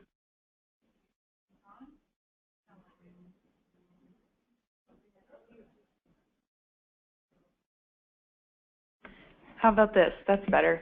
I'm Anna Markey from Building Changes. We're a nonprofit intermediary that works across Washington State on issues around family homelessness and its intersection with other issues. So we've been tracking the Healthier Washington Initiative because of the obvious linkages around homelessness and health. So I would encourage the committee to adopt the behavioral health measures and implement them. And just wanted to kind of speak to the need in the community for this type of data and give you kind of a real world example. So we do a lot of convenings around homelessness and intersections with other issues, and we kind of hear anecdotally from housing providers frequently around challenges with access to behavioral health. And so when I go looking for the data to see what's really going on and what's the baseline, it's very hard to find, as you know. And so for us to be able at the local level to do this type of work across systems to really try to improve access is very difficult without this data. So part of Healthier Washington is empowering local communities to work together to address these types of issues, and I think having these measures would make that a lot easier. So I can't speak to some of the complexity you all are debating, but I trust that the expertise in this room can figure out some measures that will be workable. But I wanted to reiterate the need in the community to have this type of data. So thanks. Thanks very much. Anyone else? Oh, yep. Come on up. Hi, Jenny, we're with the BRE Collaborative, and I cannot speak on behalf of the BRE Collaborative. We did not ask for their input, although we almost have a quorum here today. But addiction issues and then behavioral health integration have been very hot topics for us, and having this type of data would really help us inform the type of recommendations that we would make to the healthcare authority. So I encourage you all to pass all 4 of these. Thanks, Jenny. Anyone else in the room? Okay, is anyone on the phone, Megan? I don't have anybody. Okay, thanks. All right, so I think on this set, we're going to go one by one because there wasn't a lot of congruence. I didn't sense on a couple of them at once. But Jonathan, do you want to say something? Can I ask a question before we vote? Yeah.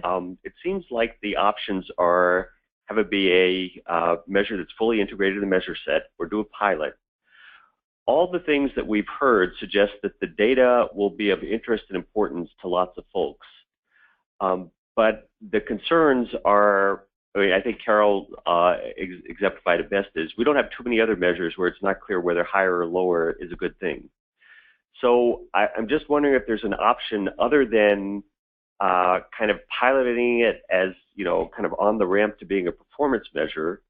It's a public health measure that's important that stakeholders will use for a variety of reasons.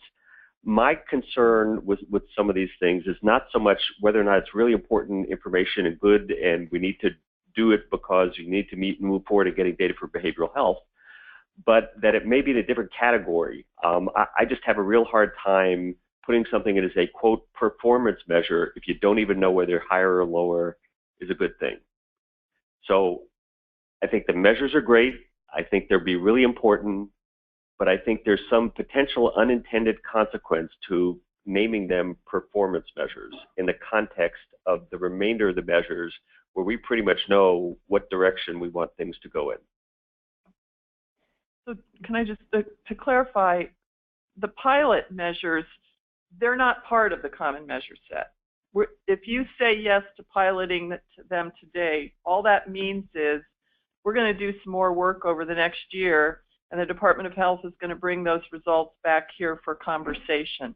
But they're not part of the common measure set, period. For any reason.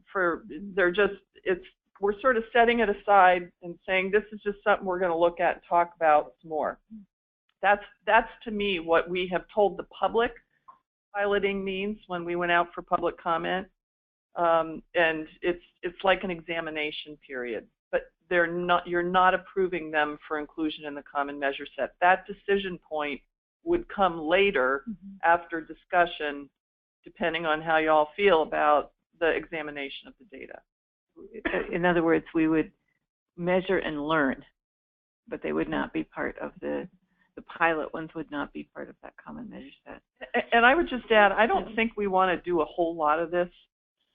I'm all for piloting these. The work group recommended it, but I don't think we have the infrastructure and the resources associated with this committee to get into the measure development business in a big wholesale way. I don't think that's what we're about.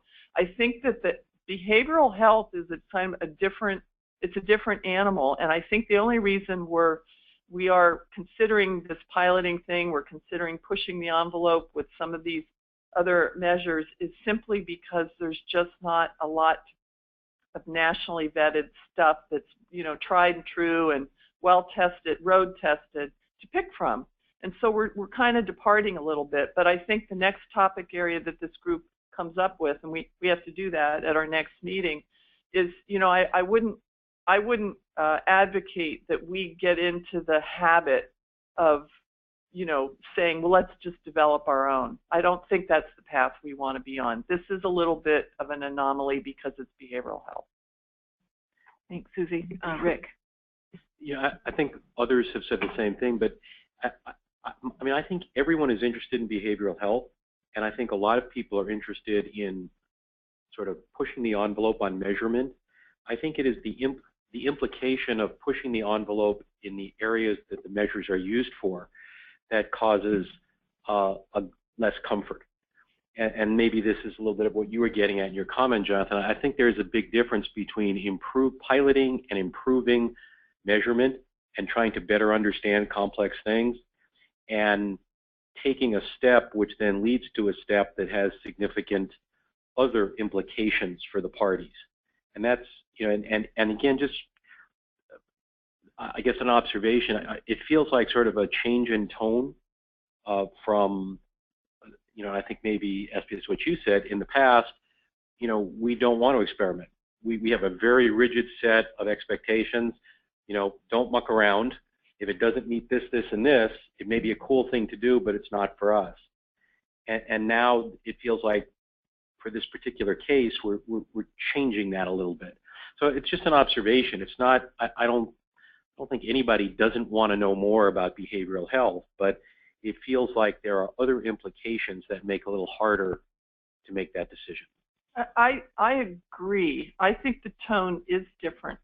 And I think it's because when we came forward with the first common measure set, 52, the report that's in front of you, some of the feedback that came from this group and from other stakeholders was for all of the attention that the state and Healthier Washington is paying to behavioral health, there's just not enough in here related to behavioral health.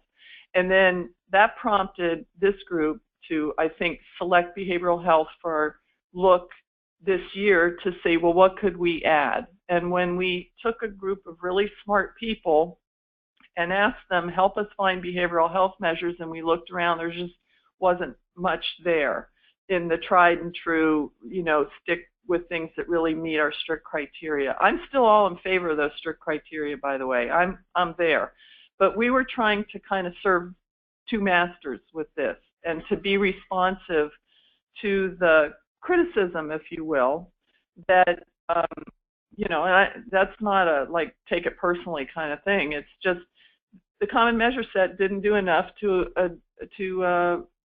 look at behavioral health. And so then we said, okay, well, we could have come back to you in the work group and just said, well, we looked at this a year ago and didn't see anything. We looked at it this year and we didn't see anything, and there you go.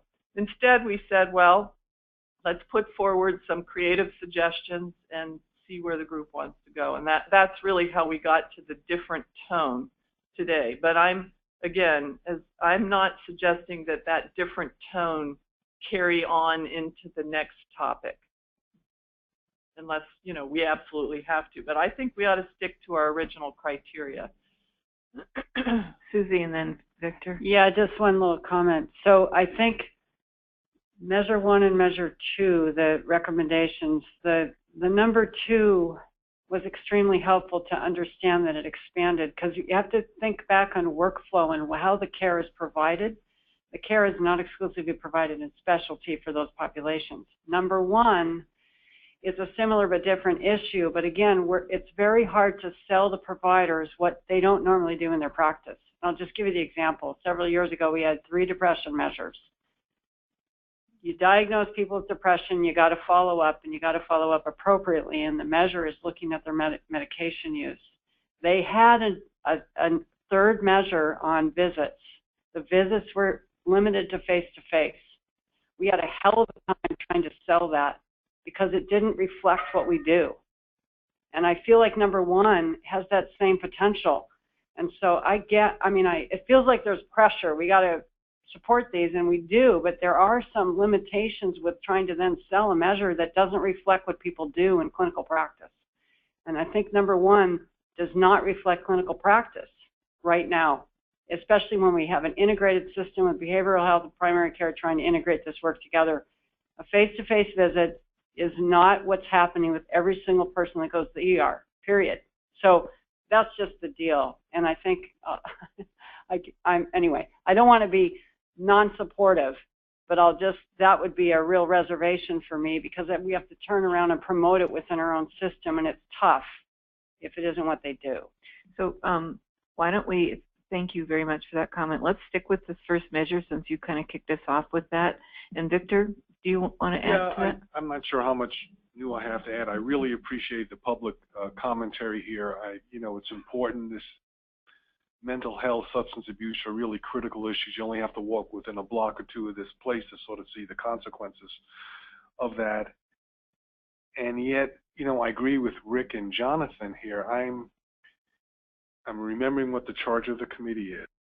And I'm also just looking at the paperwork. It says we're the Performance Measures Coordinating Committee. Performance. And when we don't know whether it should be up or down, when we don't know what the national benchmarks are, where there's not any definitive, and you can't say definitively at this setting what the consequences of non-performance will be, it just creates a little bit of anxiety associated with that. That's all I'll have to add. Okay, thanks. So Marguerite and Jessica, and then Carol. So I guess I just, and I hear everybody wanting to be supportive of figuring out how we conduct performance measurement around behavioral health. We had colleagues sitting around this table in earlier sessions who, pleaded with us to making sure that it is such a high priority to address behavioral health if we are to really achieve the triple aim and improve health outcomes overall. And to not have any, I mean, the measures that we have already adopted, I think, are only fair measures in the 52, what we adopted in the current 52 common measures. On the third one, the pilot, I'm not so sure about that. But for the first two, that gives us some baseline. We have to have some public baseline that we are beginning to be able to move off of, and we did make an exception around saying we have to push the envelope in terms of these measures, because those behavioral health measures don't exist anywhere, and yet as a state we are pouring millions of dollars into trying to fix the system. Thank you, Jessica, and then Carol. Yes. And my comments are really related to the first and second, and I think they're important measures, and we need to start somewhere. My thought around this is, rather than adding them to the performance measure set, is really looking at them from a pilot, and it's really for a couple of reasons. I think when we look at how we measure from a managed care side, a lot of the services are carved out, and so we need to be able to level set and make sure people understand that we may not necessarily have the data, or at the end, the results may be looking, if we had a lack of ability to get the data, we may look lower, even though it wasn't really about performance. And so I think that's one part. And the second part I wanted to put out for consideration with the committee is, with the RSNs and moving to BHOs, could we somehow incorporate them into some of this measure set and really look at, in concert, the data between both of us, so that we could really have a robust starting point from there. And the third was, I think, when we want to look at maybe adding these to the performance measure set, is really in those integrated counties, in those areas, Southwest Washington, and maybe looking at having that measure set be different between those integrated regions versus non-integrated regions. Thanks. Carol. And then Kathy, and then David, and then Larry. Kind of reflecting on just the pathway things go, we don't have a ton of behavioral health measures, and I don't think, as I look at the pipeline, that there will be behavioral health measures coming in the near future that are as robust as we would like. So if we choose not to do this now, I think it is not a short timeline before the NQF is going to approve a bunch. I think it would be a long timeline. When we started on some of the work that we did, for example, on 39 weeks, that measure had not been tested on a wide scale. And we started by, my interpretation of pilot versus kind of what some of the definitions that's been put around it is a little different. So I'm going to call it innovation. We started with innovation in just gathering that data and using it for performance improvement. It wasn't perfect. It was darn messy, probably. And we provided that back, and we made it better. And I think the care is much better based upon it. So taking the first steps, but then being careful and thoughtful about, maybe this isn't ready to be linked to payment yet. And okay, the public, it's going to be a little messy, but we do want to have the data available to look at and to learn from. So I think we might want to think about, how long do we want to wait, and are we willing to take some steps in an innovation way, maybe kind of getting around some of the language issues that we're struggling with. Thanks very much, Carol. Kathy. No, I was going to say the same thing. I think we're kind of getting tripped up around the semantics. Because when I said, like, the Department of Health supports piloting, I interpreted in my mind as going back to the department, working on these measures for a year, and coming back and sharing data. But we've talked about a whole number of different concepts. I mean, there's the public reporting piece. There's is it tied to value-based payment? And I think we really need to sort of define, when we say pilot, what does that really mean? And when we say it's on the core measure set, what does that really mean? Because initially it meant will be publicly reported and will be tied to value and will be used for value-based purchasing. That was my memory. And so I just think it's really important. We're all thinking about the same definitions when we go to vote, so that we're all voting for the same thing. Really, really helpful clarification. David?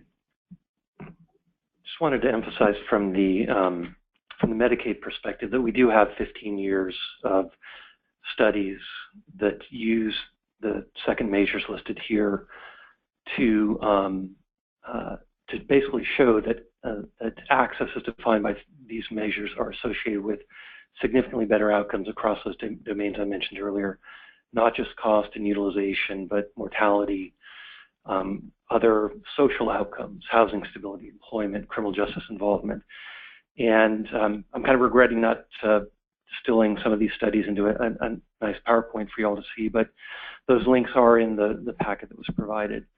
And we've seen that not just at the individual study perspective, where we're basically looking at subpopulations, kind of doing clinical trial simulations through quasi-experimental approaches, but also from a broad population perspective where, for example, in the middle of the last decade, we were able to do a massive expansion of substance use disorder treatment that we had to roll back during the Great Recession. And using exactly that substance use disorder treatment penetration, you see the ramp up in access, you see it falling back, and you can see the coincidence with the timing of utilization and cost in the populations who had increased access and then followed by poorer access after budgets were reduced during the Great Recession. So there is a vast amount of evidence of the validity of these measures in the Medicaid environment. One other piece from the Medicaid measurement perspective, the RSN/Behavioral Health Organization data is part of what is integrated into these metrics. So that piece will be there on the Medicaid reporting side. Thanks once again for that really good context. Larry? I'm glad David gave it context. So I think that's kind of important for all of these measures, those that we're working on. And I think it's really important to connect those dots with when we start to produce these, I think we really need to connect the dots that these measures are indicative of better system performance, better outcomes, because I wasn't sure that was available, so I'm glad to hear it was. It relates to the comment that was made earlier over here about whether going up or down on, say, the top measure that you mentioned, is it better or worse? So I think we need to actually do more than just produce the measures. So Dorothy and Nancy and Susie, for these measures, I think we may need some small either ancillary studies or more work in the literature so we know what we're trying to get people to move toward.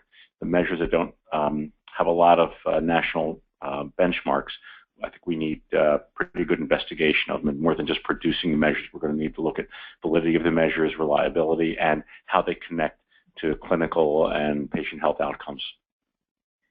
David, on that last comment, can I ask you on the two measures that you were referring to, I just leaned over to Nancy, I think those are validated measures, not in a HEDIS sense, but can you describe how you power those in terms of the validity?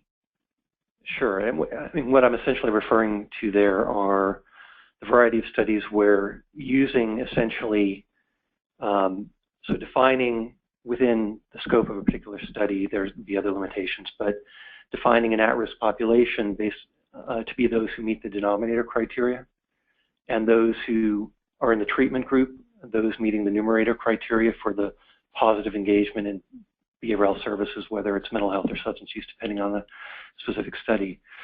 But essentially using this measurement approach to define an untreated comparison group and the treatment group, done in very careful contexts where it's about clinical trial simulation. It's about generally in contexts where we're controlling for other differences that are associated with who engages and who doesn't engage in these services, and estimating the impact of engaging in essentially qualifying for the numerator on these metrics on subsequent utilization, other outcomes, including those social outcomes in a variety of contexts, not in every context, but certainly in some of the studies, employment, criminal justice involvement, housing stability.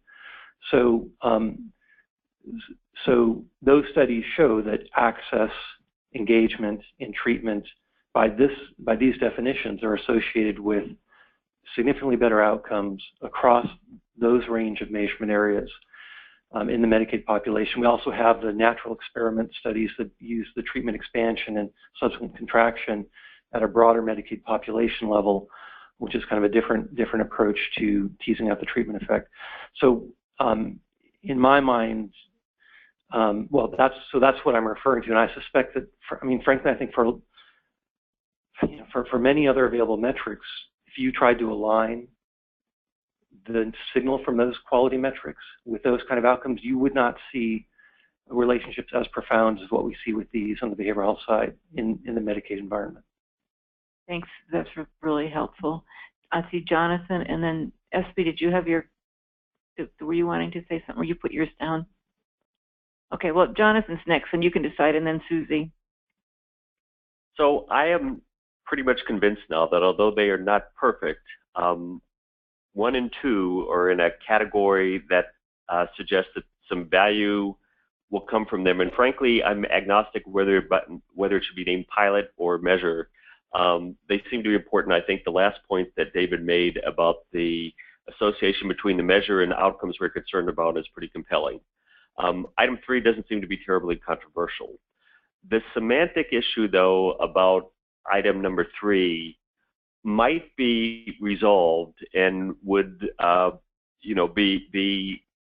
us to go along and get the information if we used a term that was different from pilot, which was on the trajectory. So I'm going to suggest that we consider item number 3 a special project requested by the Performance Measures Coordinating Committee, and not get into is it on the trajectory for performance for inclusion in the core measures.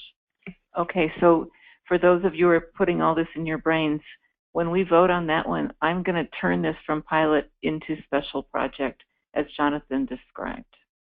Okay, SB. I keep changing my mind, Dorothy. Sorry. I know. I keep watching that, going, what? Yeah.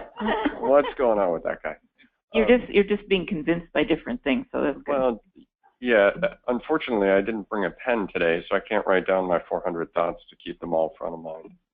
Just ask Dan for one. I should. Yeah. I'll just borrow his notes. So I think we were still trying to talk about number 1, or did you want to talk about all of them? Feel free. I think we're going to now let's just go. Go for it. Yeah, we will go each one. On the vote. On the vote. Yeah. Okay. I like the conversation around results. I think we want to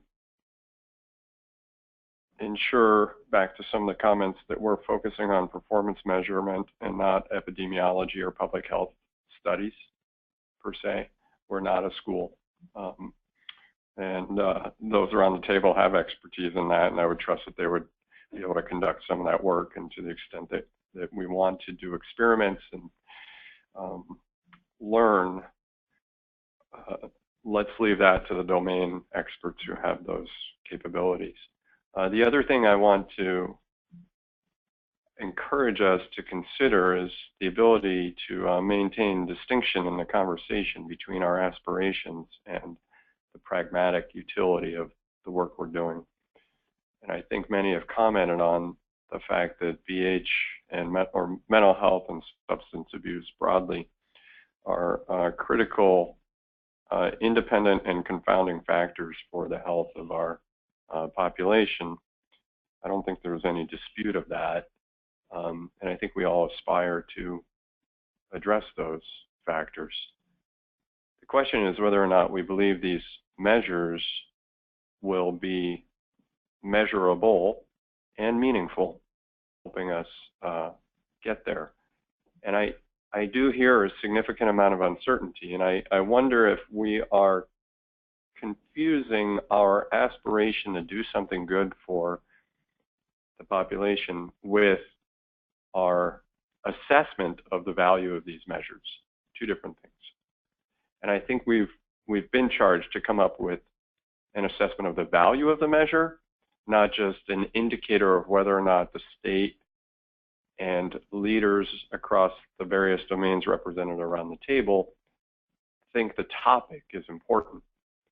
And I get concerned when we are motivated. What I hear is a substantial amount of motivation driven by asserting that the topic is important. I don't think there's dispute around that. I hear a lot of uncertainty around whether or not there's value. And so I wonder if we all feel free to vote, because I wonder if we think we're going on record about stating whether or not the topic is important, or whether we're voting on whether or not the measures make sense. Those are two important distinctions. And so I feel free to vote on the value of the measure because I know that the topic is important. But I'm not going to acquiesce to things that are low value just because the topic is important. So, broad Thanks. So I know Susie and then Dan. Oh, and then Marguerite.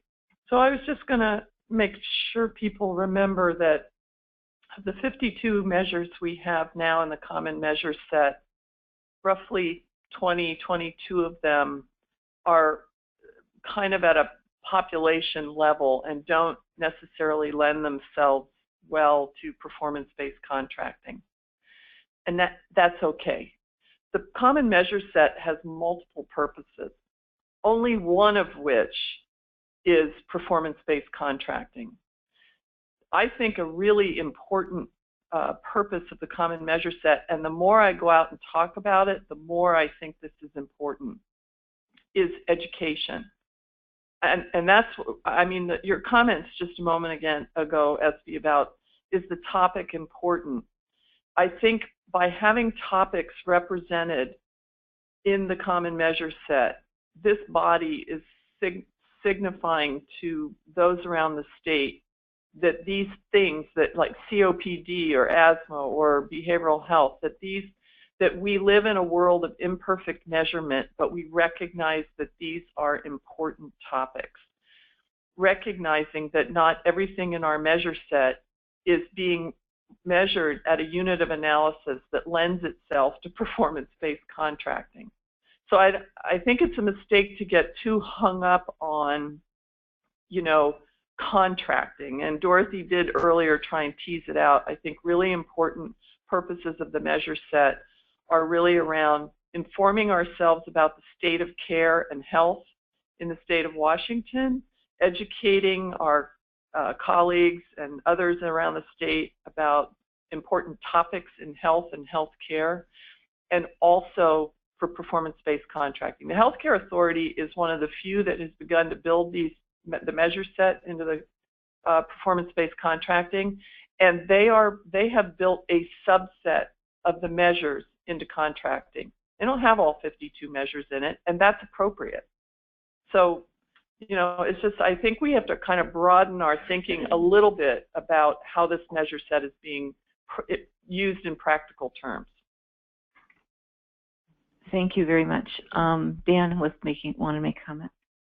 So I really appreciate those comments, Susie, and I agree. I just want to sort of tie it together with something, you know, SB's comments and what that makes me think of, because I do think the measure set is very important in terms of informing, you know, the people of the state and our communities, you know, how we're doing around all things related to health.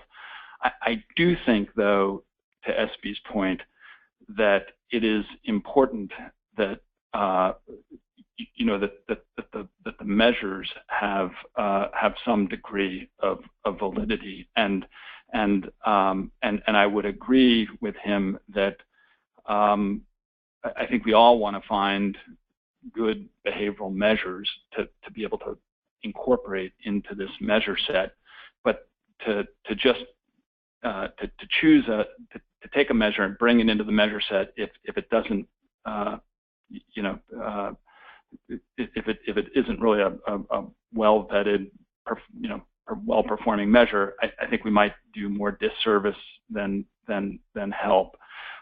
That said, as I think about these, and I just want to go back to David's comments, with those in number 2, and I dare say that, and I'm not, I would not, you know, say I'm an expert in measurement by any means, and in HEDIS and the work of NCQA, but when I think about the work that has gone in to validating those measures, I've got to imagine that there are few measures that on our measure set or in any of NCQA's measures that have been so well validated and so well tied to outcomes, both with the analytics that David mentioned, but also the natural experiment that occurred during the Great Recession. So I wanted to make those points.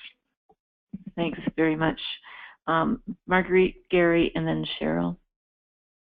I appreciate all those comments. I have to say, for looking back again on our 52 common measures, and just a reflection is that we said that this was a starter set, and that we also have, while we have the opportunities to add, we also have the opportunities to take off measures. When we passed the 52 measure set, we included under behavioral health, adult mental health status, a CDC measure that, quite frankly, is not a great measure, not usable.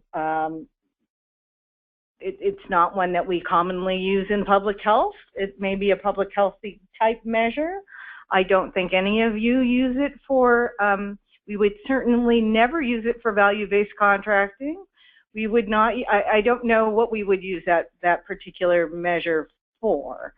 So if I had my druthers of having something that's been validated, certainly within the Medicaid population, I think the process that we have with the work groups, where we do pull together the key experts to form these recommendations with the information, it's really been very helpful to have David, to have you here. Thank you for that information. I think there's some concerns that Susie has raised around not, the fact that it doesn't reflect necessarily where treatment has gone. So the in-person, well, on number one, let me be very clear. Sorry, number one. I'm sorry for mixing up two. Sorry, I'm trying to throw everything together. But just wanting to remind folks that we have that option as well. And so in that testing of, because this is not a perfect set of 52, I mean, it's not a perfect set. We know that, and that's why we continue to have these conversations. And so, again, just want to say that I think that we've gone through a very thoughtful process to get to these recommendations, and appreciate the debate and dialogue. Thank you. Gary. I'd just like to get some clarity on something that Susie asked earlier on number one, and that is, are we talking only about face-to-face follow-up, or could this measure encompass, collaborative care, telephonic brief intervention following discharge?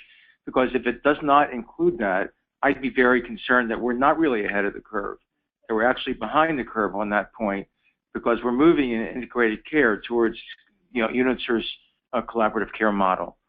So getting some clarification on, are we only definitely talking about face-to-face follow-up? This is a claims-based measure. So we're looking at services that are billable. Well, so most of the time that means face-to-face, Susie. I think I looked at I agree. Yeah, okay. Yeah, so, I'm not arguing about that it's not face-to-face. I'm just saying it's a claims-based measure. And it means face-to-face. Right. It's very difficult to access data and measure things that are not billable at this point in time in the state of Washington. So it's hard. I don't know how to access information about telephone calls. And then I had one follow-up question for Dave or whoever. We've been working, Department of Health and HC medical directors, I'm focusing on the report, the possible reportability of opioid overdose events that end up in the emergency department. Which of these measures would actually capture prescription opioid overdose events in terms of follow-up? Any? So that event would get somebody, even if there's no other qualifying event, into the denominator for the substance use disorder treatment penetration measure. And if there is follow-up treatment that counts in the numerator, then that person would count as having the positive outcome of receiving treatment. So that'd be 2B, kind of? Yes. Yeah.